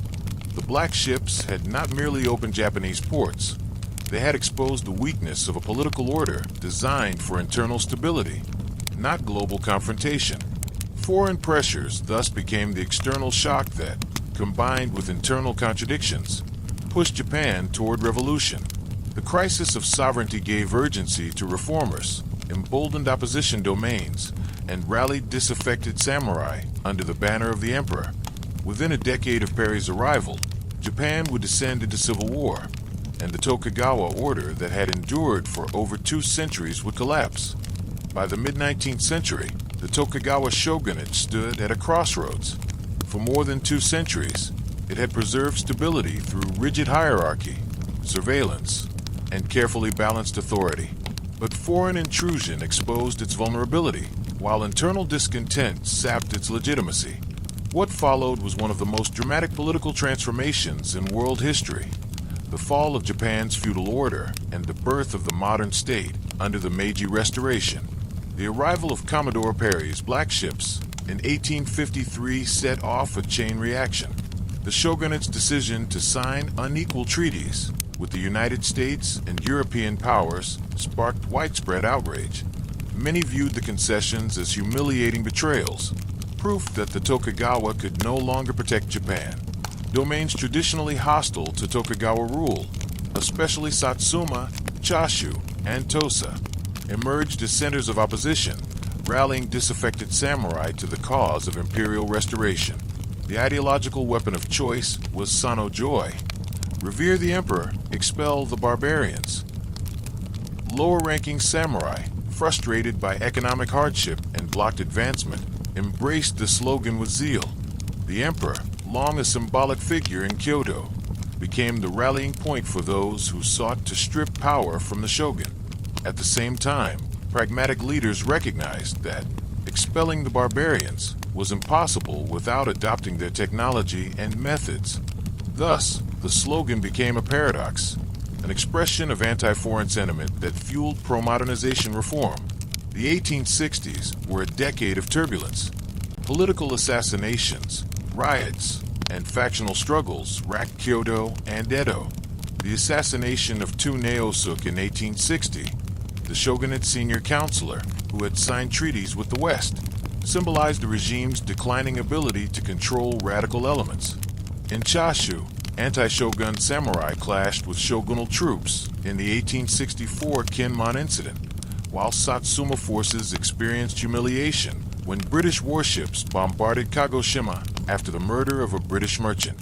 Yet far from discouraging opposition, these crises hardened resolve in domains determined to modernize their militaries and challenge the shogunate directly. Reformers like Sakamoto Ryoma played a crucial role in forging alliances. A visionary from Tosa, Ryoma brokered the Satsuma-Chashu alliance, uniting two of the most powerful domains in opposition to the Tokugawa. This partnership combined Satsuma's financial resources and military modernization with Chashu's radical commitment to imperial restoration, creating a coalition strong enough to challenge centuries of Tokugawa dominance. Meanwhile, the shogunate made belated efforts at reform. The last shogun, Tokugawa Yoshinobu, attempted to strengthen the Bakufu by adopting Western-style military organization, hiring French advisors, and purchasing modern weapons. He hoped to centralize authority and maintain Tokugawa influence within a restructured government. But these reforms came too late, and many saw them as desperate measures by a regime whose legitimacy was already shattered. In 1867, under mounting pressure, Yoshinobu resigned as shogun, formally returning power to the emperor in a gesture meant to preserve Tokugawa influence within a new imperial framework. Yet radicals in Kyoto, backed by Satsuma and Chashu, refused to allow a compromise. On January 3, 1868, they seized the imperial palace and declared the restoration of direct imperial rule. What followed was the brief but decisive conflict known as the Boshin War. The war began with the Battle of Toba Fushimi, near Kyoto, where shogunal forces clashed with the combined armies of Satsuma and Chashu. Despite numerical superiority, the Tokugawa troops faltered, demoralized and poorly coordinated, while the imperial forces used modern rifles and artillery. Many daimyo wavered, choosing neutrality or defecting to the imperial side. Within weeks, the momentum shifted irreversibly. Yoshinobu retreated to Edo, where pragmatists like Katsu Kaishu negotiated a peaceful surrender of the city, preventing its destruction. Fighting, however, continued in northern Japan and Hokkaido, where Tokugawa loyalists regrouped. The final stand came at Hakodate, where former shogunal forces established the short-lived Republic of Ezo, inspired partly by Western Republican ideas. In 1869, imperial troops, armed with modern weaponry, crushed the resistance, and Hakodate fell. The fall of the Tokugawa marked the end of feudal military government in Japan. The emperor, now Emperor Meiji, was restored as the symbolic and practical center of authority. But in truth, real power lay with a small group of samurai leaders from Satsuma, Chashu, Tosa, and Hizen, who would dominate the new government. Figures like Seigo Takamori, Kido Takayoshi, Okubo Toshimichi, and Ito Hirobumi became the architects of modern Japan. The Meiji Restoration was not a simple return to ancient rule, but a profound revolution in disguise. The feudal domains were abolished, replaced by prefectures under central control. The samurai class lost its stipends, swords, and exclusive privileges. A national conscript army replaced domain-based forces, ending the samurai monopoly on arms. Education, taxation, and administration were centralized, laying the foundations of a modern nation-state. Yet even in its destruction, the Tokugawa order left a legacy. Samurai ideals of loyalty, discipline, and sacrifice were repurposed as national values, promoted through the Imperial Rescript on Education, 1890. The rhetoric of restoration gave legitimacy to radical reforms by presenting them as a return to purity rather than a break with the past. And the very men who dismantled the feudal system were themselves products of the samurai tradition, carrying its ethos into the new age. The collapse of the Tokugawa thus represented both an end and a beginning.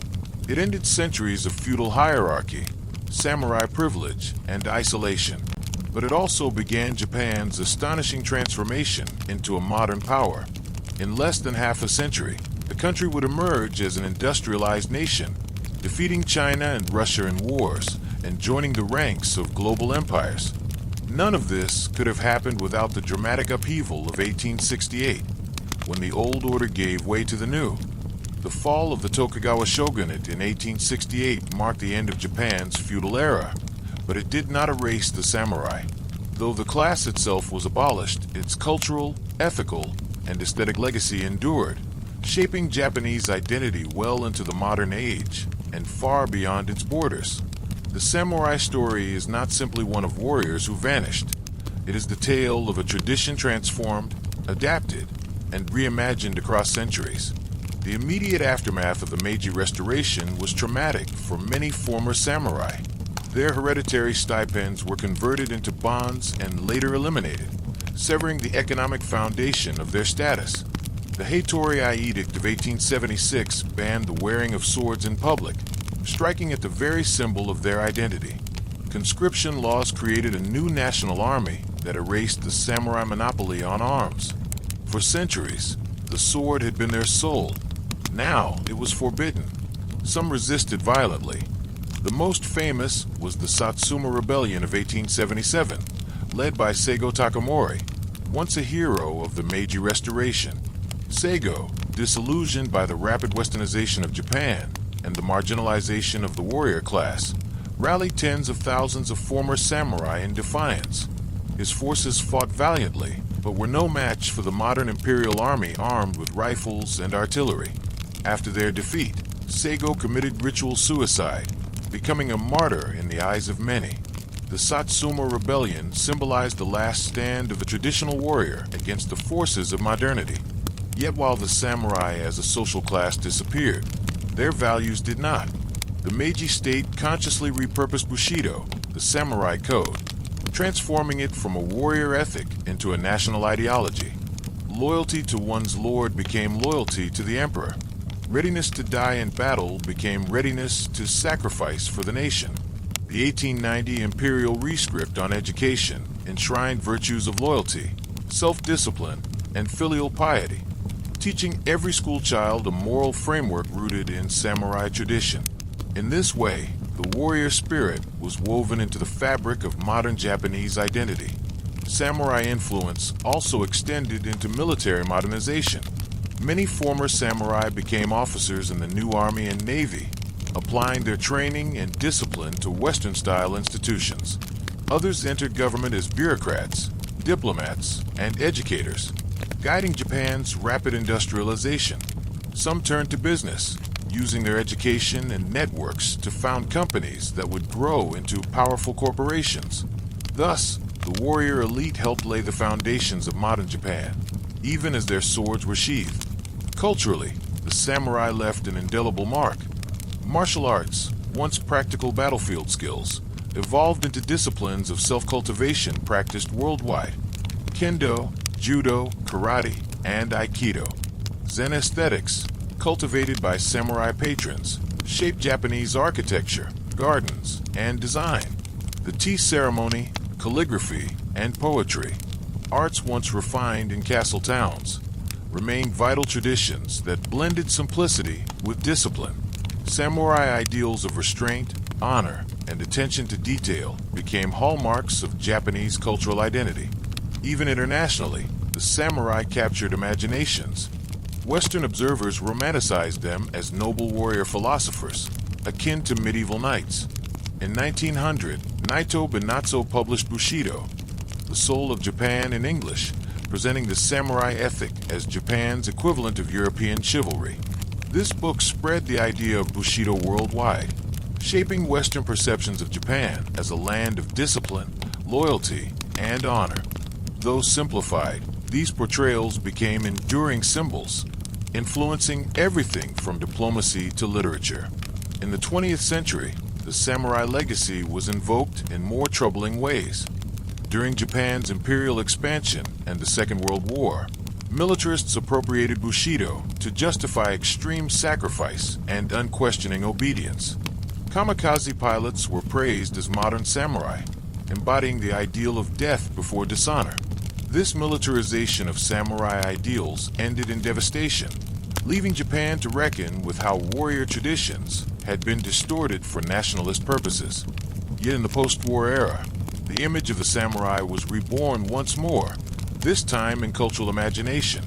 Films by directors like Kurosawa Akira, Seven Samurai and Yojimbo, recast the warrior as a timeless figure of courage, justice, and moral conflict. Manga and anime introduced samurai heroes to new generations worldwide, blending historical settings with fantasy and science fiction. Video games and global martial arts communities further spread the image of the samurai, ensuring their presence in popular culture. Tourism, festivals, and reenactments keep samurai heritage alive in Japan itself. Visitors walk through preserved castle towns, witness martial arts demonstrations, and admire swords in museum displays. Former samurai domains proudly promote their warrior history, from Kumamoto and Kagoshima to Kanazawa and Eizu. For many Japanese, the samurai represent both nostalgia and pride, a reminder of resilience, discipline, and cultural refinement. Ultimately, the legacy of the samurai lies in their contradictions. They were warriors who thrived in peace, administrators who romanticized battle, and cultural patrons who enforced rigid hierarchies. Their history embodies tensions between violence and beauty, loyalty and ambition, tradition and change. And yet, precisely because of these contradictions, the samurai remain compelling symbols, open to reinterpretation across time. From the rice fields of medieval Japan to the globalized culture of the 21st century, the samurai have journeyed far. Their swords may have been laid to rest, but their spirit, refined through centuries of struggle, peace, and transformation, still resonates. They remind us that even when social systems collapse, cultural ideals can endure, adapt, and inspire. The samurai began as warriors, became bureaucrats, died as rebels, and were reborn as legends. In that evolution lies the enduring power of their story.